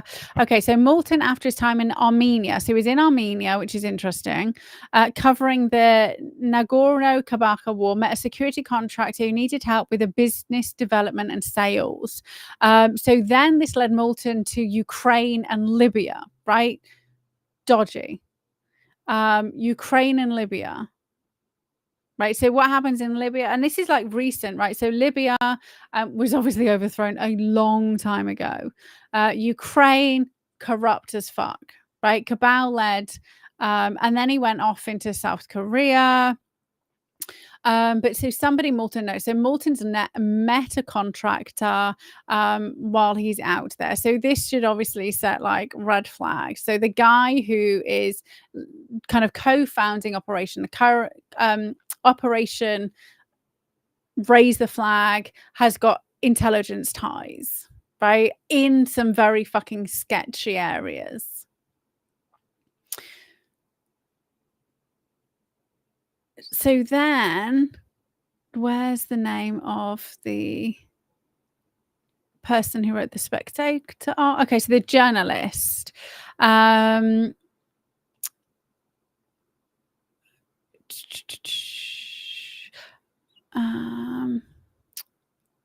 So by the way, we've got Fraser Nelson, Rod Little, and Douglas Murray. And Fraser Nelson, these are people who are being paid, right? If you're being paid by an organization you will have to toe the line, right? Because that's your money, right? You have to do what they say. And don't get me wrong, I agree with some of the stuff these people say, but it's always, you have to make sure that you're always paying attention to people's biases. So the journalist has known Moulton since 2018. And Moulton was 18 in 2023. 18, 19, 20, 21, 22, 23. Real-time maths. So the journalist knew Moulton when he was 13. When he was fiercely ambitious and idealistic.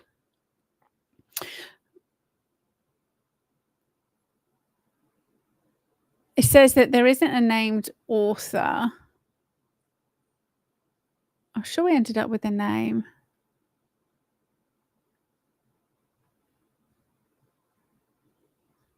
Oh, come on.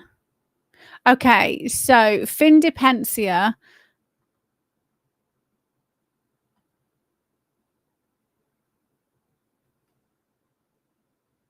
They found, so basically so Grot couldn't find any information, and the girls did some digging and they came up with the name Findipensia, and that kind of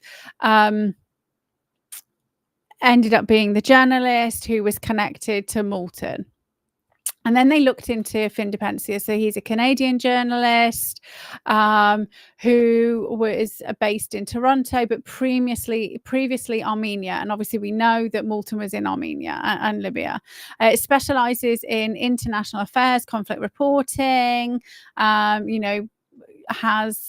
did a 2024 documentary called The Kharkiv Files about Ukraine. He was in Ukraine 48 hours before Russia's 2022 invasion. So this should tell you everything you need to know about that journalist. Is absolutely not a journalist, absolutely an intelligence asset. So we've got Moulton connected to a contractor intelligence asset, usually ex-intelligence, but also with ties. And then the journalist who just happened to be in Ukraine 2 days before Russia invaded. I mean, Russia's special operation, right? So randomly.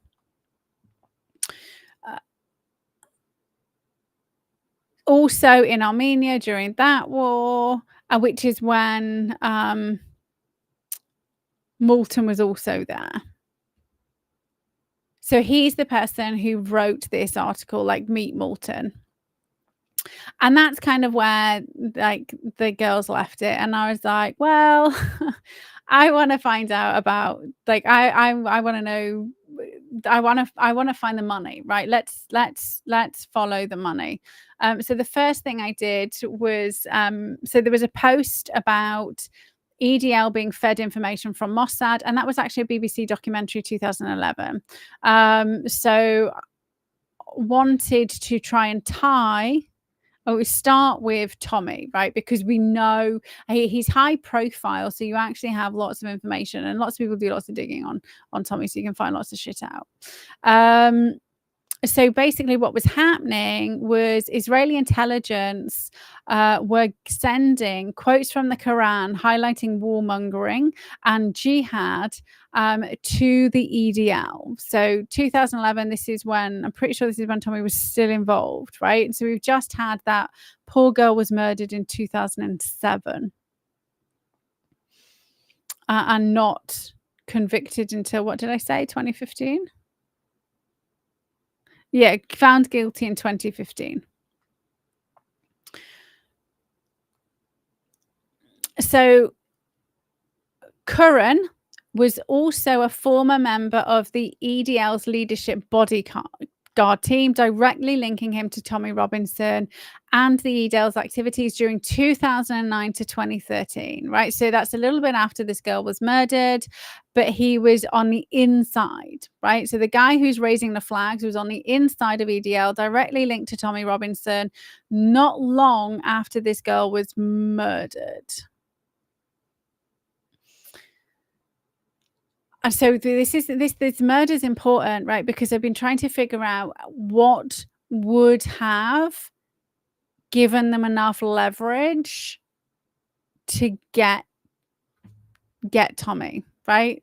Because he's absolutely, I mean, he's you cannot watch what he does and think that it's all off his own back. Like you just can't. He's got the same personality as my fucking Instagram feed. It's like DID schizophrenic. So they've got no direct evidence that that ties Curran to Mossad. However, Robinson and Kevin Carroll were central to the counter-jihad and pro-Israel stance. And actually, there's lots of kind of Israeli money. The EDL's tied to the Jewish Defense League and the Middle East Forum.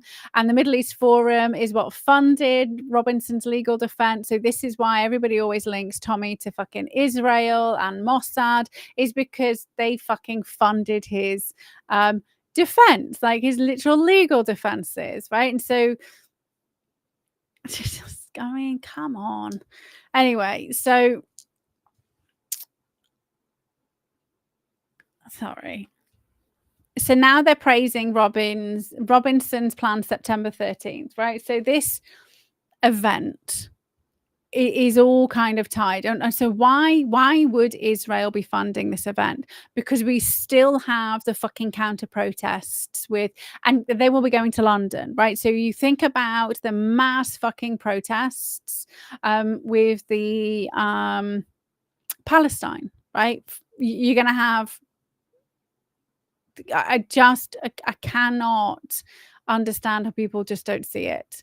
So as EDL co-founder, 2009-2013, Robinson was a key figure during the time frame. No, there's a guy's name I was looking for. Oh yeah, so Middle East Forum gave Robinson $60,000, and then obviously the Jewish Defense League, which hosts Robinson at events.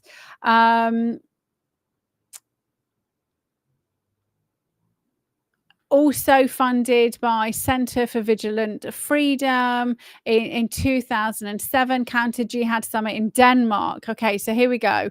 So 2007, which is the year that girl was murdered. So a US-based center, there we go. So that's the CIA, got their fucking claws into him there in Denmark. Then we've also got Robinson used a former MI5 informer and XRI. This is the name of the guy that I wanted. Ex-IRA bomber as a surveillance officer who spied on opponents. So that's the links with MI5. And got saying not specifically Mossad. Well, of course it's fucking Mossad if he's got like money coming in from Jewish Defense Fund or whatever it was called. He didn't leave the EDL until 2013, which is interesting because the murder, he was found, if that guy was found guilty in 2015, Tommy must have strategically left as that guy was picked up for the murder. But I would hazard a guess.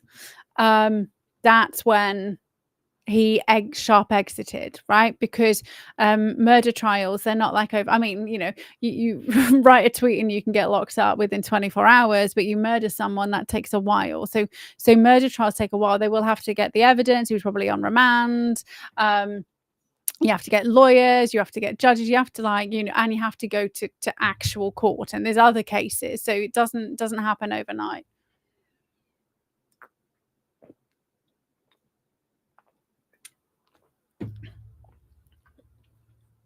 So, and I've mentioned the Quilliam Foundation. We went into the Quilliam Foundation when we were talking about Tommy before. So that is ex-Muslims. And actually the Quilliam Foundation did come out against the kind of grooming gang. So this is how Tommy's kind of... So Tommy aligned with all the grooming stuff 2009, if my memory serves me correctly. So we had the 2005 absolutely fucking documented Ben Habib arrest and charged with assaulting an off-duty police officer. 2007, it was in Denmark and picked up by US intelligence agencies. Now we've got him tied to fucking the Israeli intelligence. And then also, this is where potentially ISI, which is Pakistani intelligence, comes in form of Quilliam Foundation. Like, he's just a fucking, like, giant fucking puppet is Tommy. Tommy the puppet. He's always like Pinocchio. He wants to be a real boy.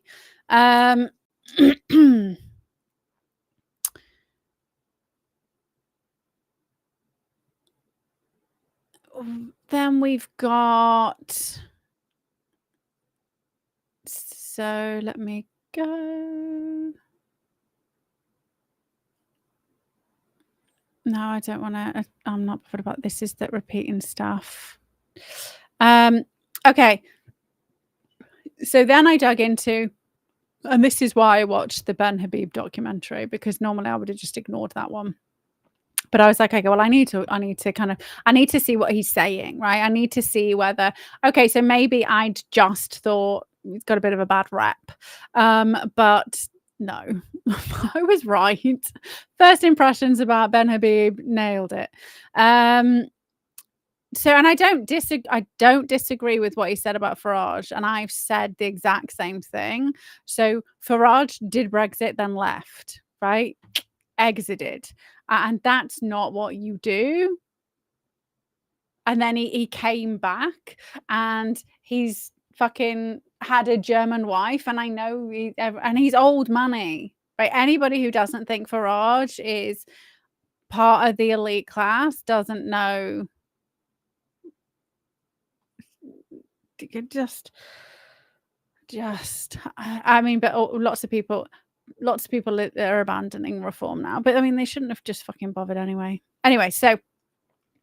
So Ben Habib, Advance UK. So Tommy's pushing Advance UK, pulling people from reform, and all you're doing is fracturing the right, right? You're keeping the right completely distracted.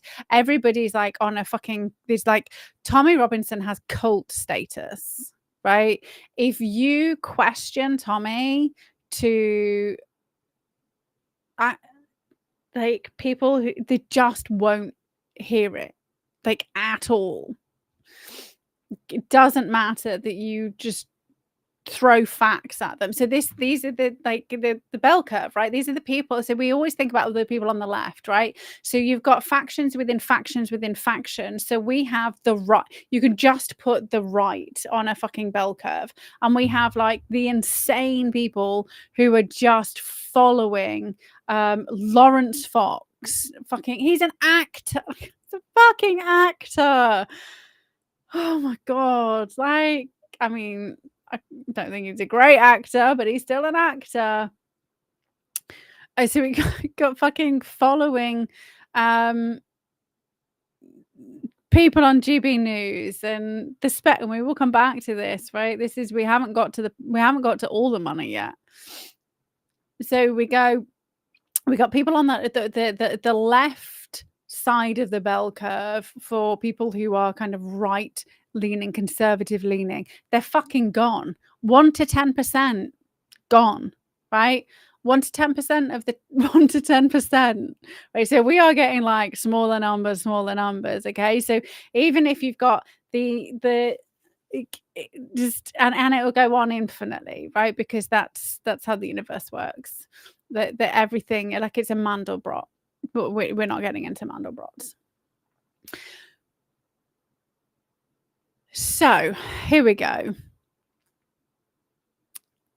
The name. So Ben Habib. So Advance UK was rebranded June the 30th.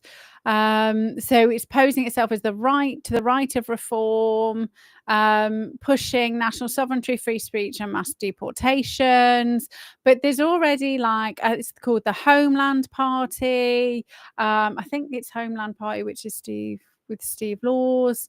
And so all the things that Steve Laws has been saying, and he's been called a racist for God knows how long, they're now saying, right? Because Steve Laws and the Homeland Party, who are pushing remigration, are starting to get a following, right? So you have to like shut them down, like completely. And when Tommy was on Trigonometry, he brought up Steve Laws, right? Saying you can't, like, he goes too far, right? And this is how you know it's fucking puppeted, because he says Steve Laws goes too far, but he's saying the same thing that Ben Habib is now saying, that Tommy's now pushing as Advance, right? So Steve Laws goes too far, but Ben Habib, who's now saying the exact same thing, is the right way. So it's not the actual politic, it's the person. You can't look over here, because if you look over here, you're not following the stars that we are lining up for you. So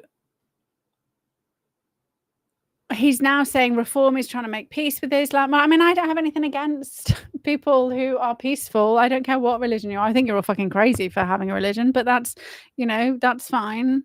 I accept that. It takes all sorts. I just don't agree with people trying to murder us for an ideology. And I don't care whether you're Christian, Jewish, Muslim, Hindu, whatever your fucking ideology is, right? I don't, if you're a nice person, you're a nice person. If you're a cunt, you're a cunt. That's the only way we should be deciding who people are. Oh, yes, it was called Integrity Party. And rebranded Advance UK. So he wants 30,000 members. They've got 25,000. So he rejected UKIP, which is telling. So he has now joined Advance UK.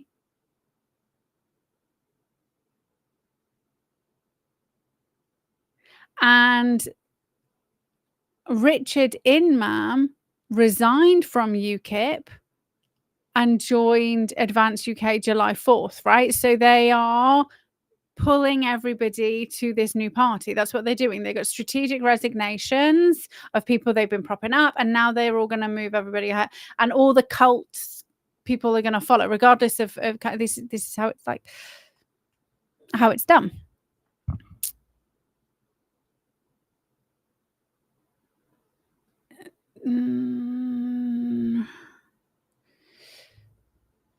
There's a name. Where's the name? There's a lot of information.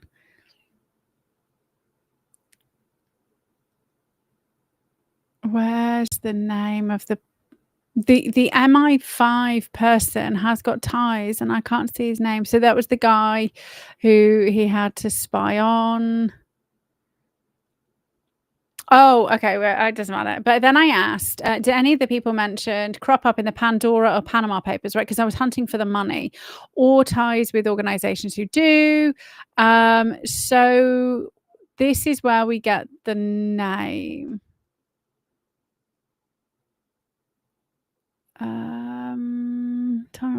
Not Ben Habib. We go.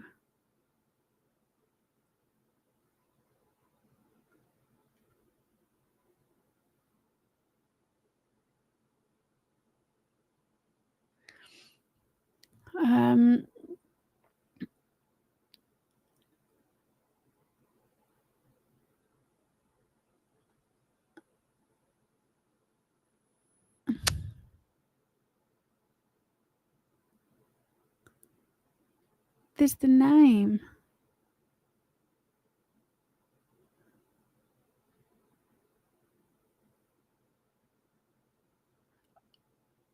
Oh, it's deleted it. Oh no, it hasn't. It just okay. Here we go. Paul Golding. That's whose name I was looking for. So Paul Golding was listed as an officer in the offshore leaks database, which includes the Panama Papers, right? So Paul Golding is tied into Tommy Robinson.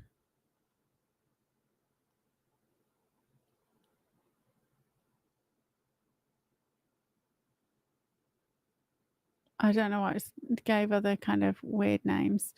So then I went back to Finn Depensia and I went back to The Spectator because I was like, okay, well, I'm still kind of like trying to figure out where the money's coming from and where the kind of corruption is perhaps coming.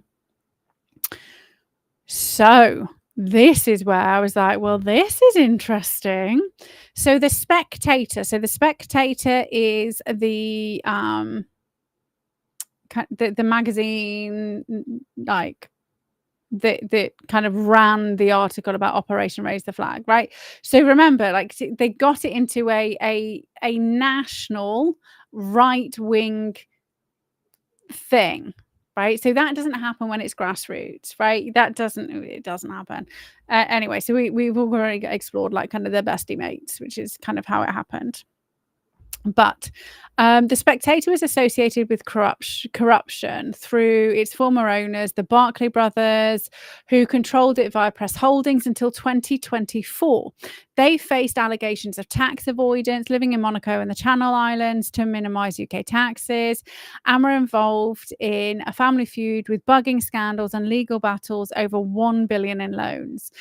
Frederick Barclay was fined £100,000 in 2022 for failing to pay debts, highlighting financial impropriety. But no direct corruption charges against the magazine, but its coverage of global corruption has been criticized for selective reporting, right? So they were already kind of, I mean, every organization has its biases. And I have my biases on what I choose to report on. I try to do like 3 kind of things, but there's loads of stuff that happens but that's why I kind of say, like, if you follow me on Twitter or on Telegram, I kind of grab as much as possible, but I just do this show talking about specific potential psyops that people are purposefully ignoring, maybe. Okay, so then we go dark money funding. So it was acquired in 2024 by hedge fund tycoon Sir Paul Marshall for $100 million. And this, so Marshall's wealth firm, Marshall Wace, manages $50 billion, right? And his investments in right-wing media like GB News and Unheard. So the same person who now owns The Spectator, only last year owns The Spectator, has got loads of stakes in GB News and Unheard, right? So we also have the fact that he paid more money than what it was worth. So he paid over the odds to get it. obviously we had like scandals with people who were in it. Deputy editor was the wife of Dominic Cummings. Over 2020. So we've had lots of scandals with regards to conflicts of interest, ethical lapses. And I was asking, is there perhaps like blackmail risks? And so that's when, it was kind of like, oh, but editor Boris Johnson had an affair with a columnist. Home Secretary David Blunkett was involved in paternity disputes. So all of these people involved in The Spectator well, they're all corrupt anyway, we know that. But so then I was like, well, okay, well, I don't know who this Paul Marshall guy is. And so Sir Paul Roderick Clucas Marshall is a British hedge fund manager, philanthropist, and media baron. He co-founded Marshall Wace in 1997, a leading hedge fund managing over $71 billion, so 57.2 billion UK money in assets of 2004. His net worth estimated at 875 million pounds. He acquired The Spectator in 100 million in September 2024. Owns Unheard and is a major shareholder in GB News. He profited, here we go, this is how you know he's on the inside. He profited 50 million from short selling leisure stocks during the 2020 coronavirus crash. Right, so how did he know? How did he know to sell before the market crashed? They shorted Carillion before it collapsed because he knew in advance. He allegedly, right, I'm just going to throw because I haven't got money to fund a lawsuit. They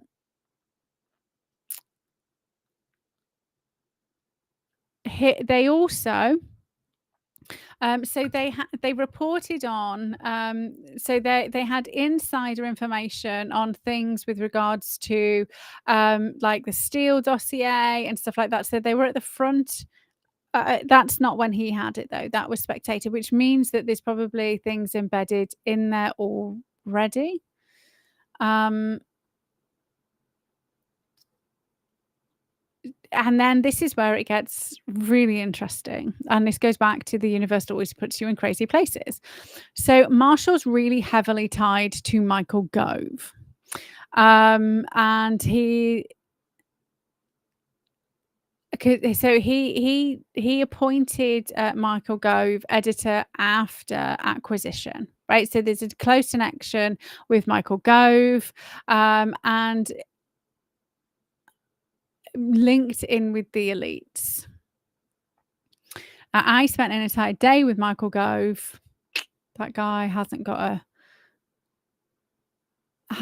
like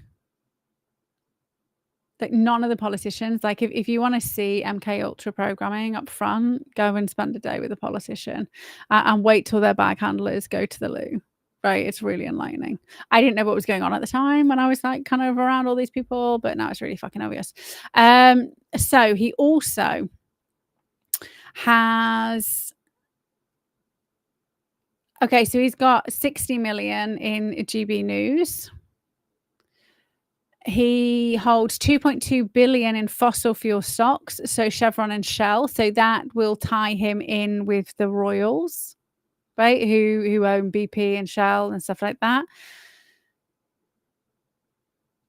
He made an 890,000 donation to the Policy Exchange think tank, which influenced anti-climate protest laws, right? So also donated 20 million to ARC schools, 1 million to the Alliance for Responsible Citizenship, which is led by Jordan Peterson, who is also another obvious controlled opposition individual, right? So he's got his funding lots of different right-wing stuff, right? And this goes back to controlling the narrative.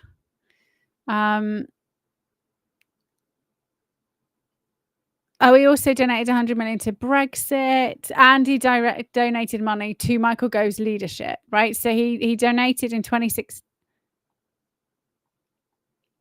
Yeah, he donated to Michael Gove, so he's definitely tied in with the Gove, because that's then he turned him into the editor. Okay. So, who is funding Raise the Flag? Well, I would say the intelligence agencies, right? Because we've just found out who's funding the Spectator, who then had ties to the guy who's co-founded the operation, the Flag, right? So, like, this is what people don't. And okay, so you have to start. I didn't find all of that information, right? So I had asked the questions and tailored the questions and thought outside of the box. Like, how do I find the money? How do I backtrack? What kind of questions? And sometimes you can ask like AI, be like, okay, well, if I'm trying to do this, where do I start? How do we kind of go about these things? And then you have to kind of you have to start looking at people's connections. And a lot of the time you do have to then go outside of the AI you're using and be like, okay, well, I need to kind of plug these names in. So that's how, the girls ended up with Finn Dependent, because Grok couldn't find the name, right? Grok couldn't find the name because it was, sometimes things are purposely being suppressed. So, where were we? Hard to find the truth with all the psyops. Lucy Conley was fake. So with Lucy, I think she is more Tommy Robinson style, who doesn't have very much money, probably did stuff because it's very easy to get in the papers. And I mentioned this before.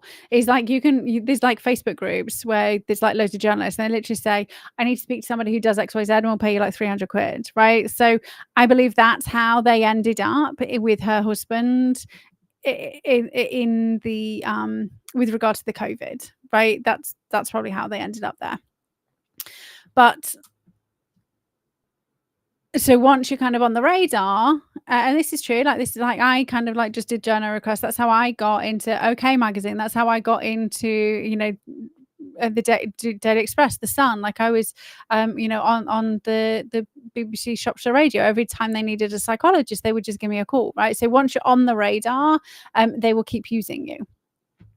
So she did do something really fucking stupid, but she was already on their radar. Okay. And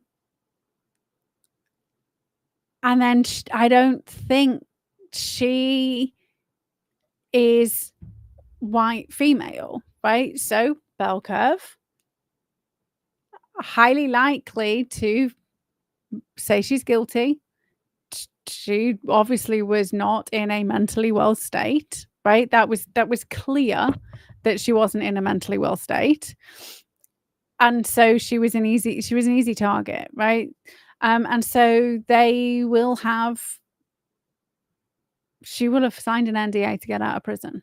And so she will now be sticking to script, right? So just because it's a psyop, it doesn't mean things don't happen. Things happen and they take advantage of it, and they will try and manipulate things, because they know what risk factors, they know who are more likely to do XYZ. They can kind of manipulate people to do something, and then once you're done, you're caught, right? So it doesn't mean people are necessarily all MK Ultra. Doesn't necessarily mean that people are actors. It doesn't necessarily mean people are aware of everything. But once you're caught, you're caught. Right? So this is how they get confidential informants. So that's my impression of Lucy. When I watched the clips of her nervous laughter, and kind of just agreeing with what was being said to her by the reporters, regardless of the fact that one of the things they said to her was, it's been so many years since your child died at the hands of the NHS, because it was XYZ day and time, which happened to be a completely different date, like 2 years later than the actual death, right? Which for me, if I was, doing a therapy session with somebody, that's what I'm trained to look for, is inconsistencies. And she was nodding along because she knows that they're feeding her the information, and her job is to go along with the script, whatever the script is, whatever question she's got to agree, and she can't say XYZ. She must say, and she will be doing this. Maybe she's got money, but also maybe that was the conditions of coming out, right? I know, I don't understand why people change their names, right? My pleasure, Linda. 100%. Farage is bad, and he was pushing fucking Tony Blair to be like the vaccines are, right? He took the narrative away from people like Active Patriot, and Little Veteran, who were watching the boats, right? Who were being arrested for being at Dover, multiple times for being arrested for being at Dover, and then Farage went, and then he took that narrative, right? So we see it, like, you can see it all the time, but people just aren't paying attention to what's going on.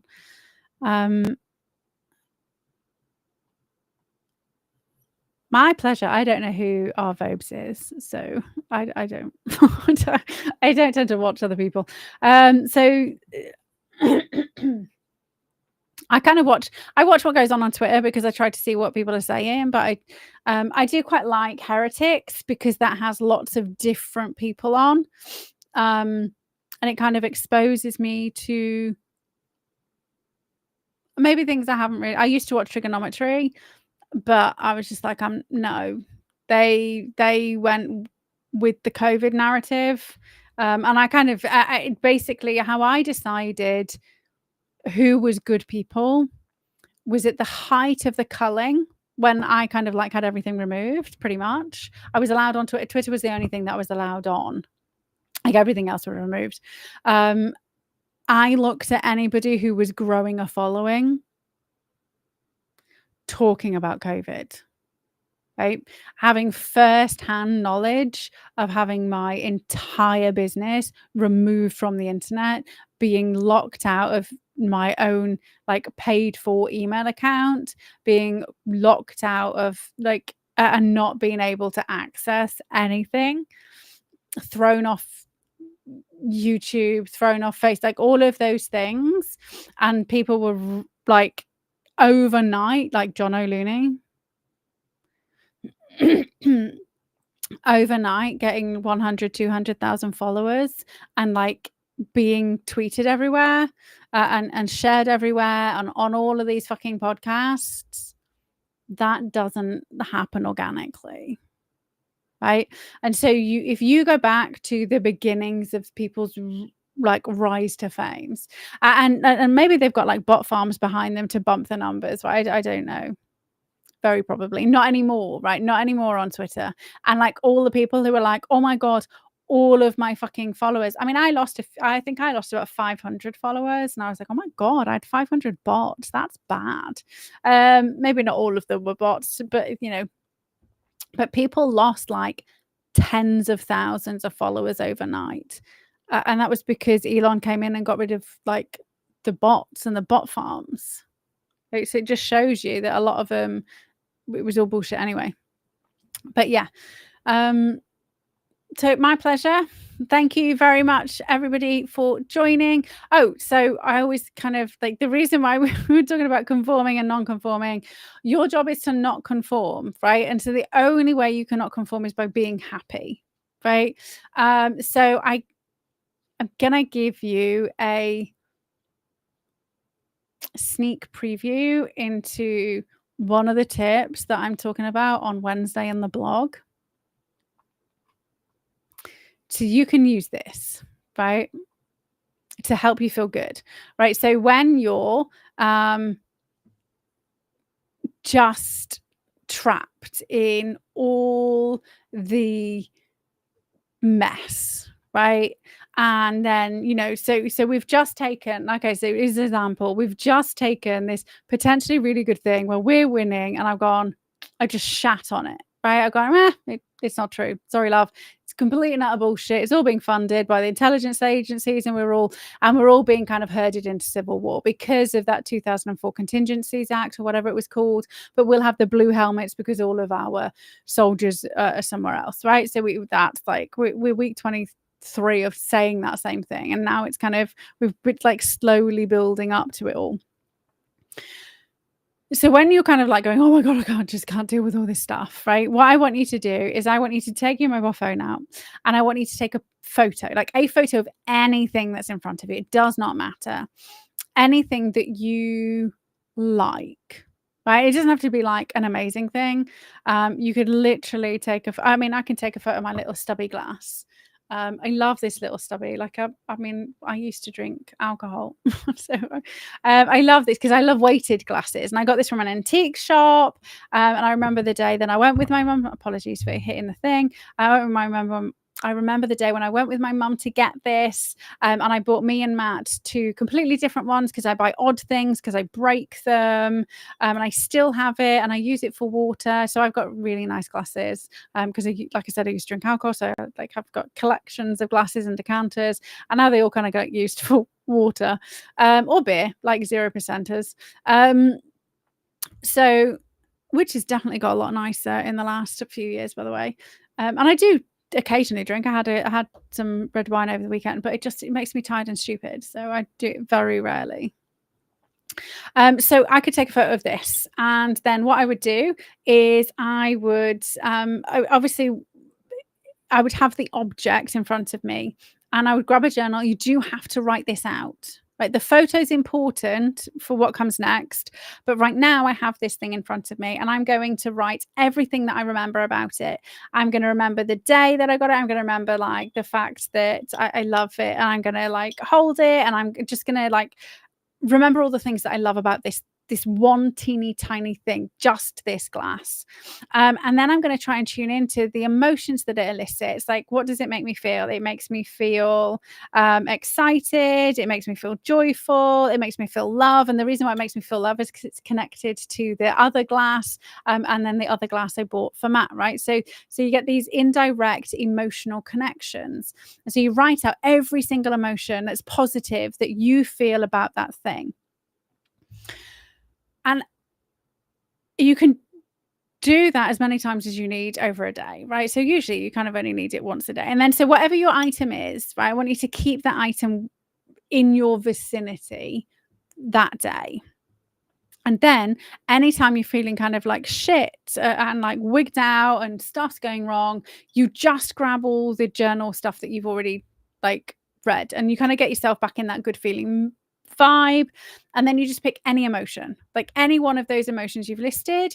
Take a deep breath, close your eyes, and just tune into that emotion, right? Because this glass for me elicits that emotion, and it's going to automatically start triggering that as long as I'm kind of tuning into it. So I want you to tune into the thing and block out the bad stuff, right? And you do that like as many times as you need throughout the day, and you will start slowly rewiring your mind. So every single day, pick a different thing.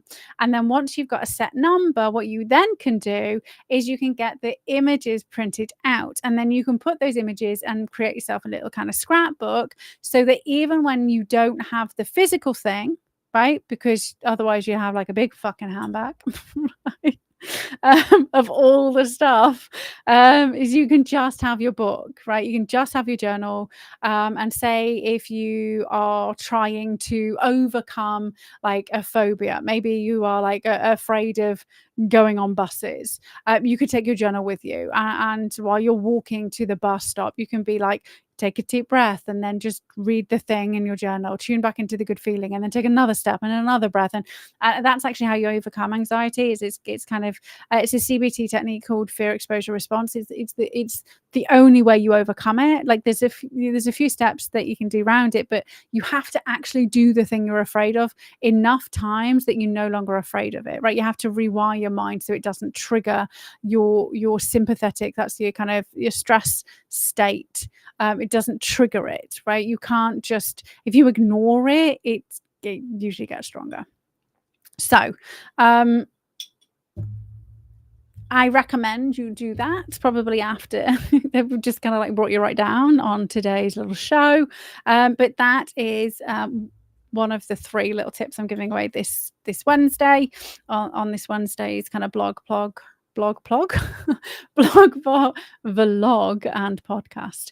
But you guys heard it here first. So, and because I do all of these things to make me feel good, it enables me to see through the bullshit, right? Because I don't get emotionally pulled and trapped, right? So I was very emotionally pulled by this woman this morning. I had just woken up and I was like, oh my God, like what the fuck? This is why we're in this mess. And then I just like took a minute afterwards and I was like, oh, it's fine, right? It's fine. She's just on the curve, right? Just chill out, Katie. She's on the curve. It's her journey. It's not your journey. And that's what we need to do. So thank you so much for joining me. My apologies that we've done an extra hour, but I hope you enjoyed the little deep dive into Operation Raise the Colours. And that won't be the end of it. That's just like one thread, right? All of these things have multiple threads, but we have actually managed to backtrack to the multiple intelligence agencies. We also then saw the whole Plantier links, like all of it, right? The entire thing has been orchestrated by the same few puppets at the top, and regardless of whether people realize it or not, they're Pied Pipers. If they're being funded by anything that's mainstream, you have to be careful of how much you invest your energy into what they're saying. Awesome. So thank you so much. I shall see you back here next week. Have yourselves an amazing day. Do keep sending me stuff. Sometimes I might roll my eyes and ignore it, but I can't be everywhere. And if you're not following me if you're not over on my Telegram, that is kind of where like the big info drops. And I also have an RSS feed to the kind of mainstream media so we can see the propaganda that they're pushing. And it's really obvious, by the way, because you get 12 articles saying the exact same thing with the exact same headline that all kind of drops in this like 10 minutes, right? So it makes it really easy. So I don't have to kind of go and hunt for it, but we just have to figure out what's going on behind the scenes. I'm off to see my wonderful partner for the first time since maybe 6:30 this morning. Have yourselves an amazing day, and I shall see you back.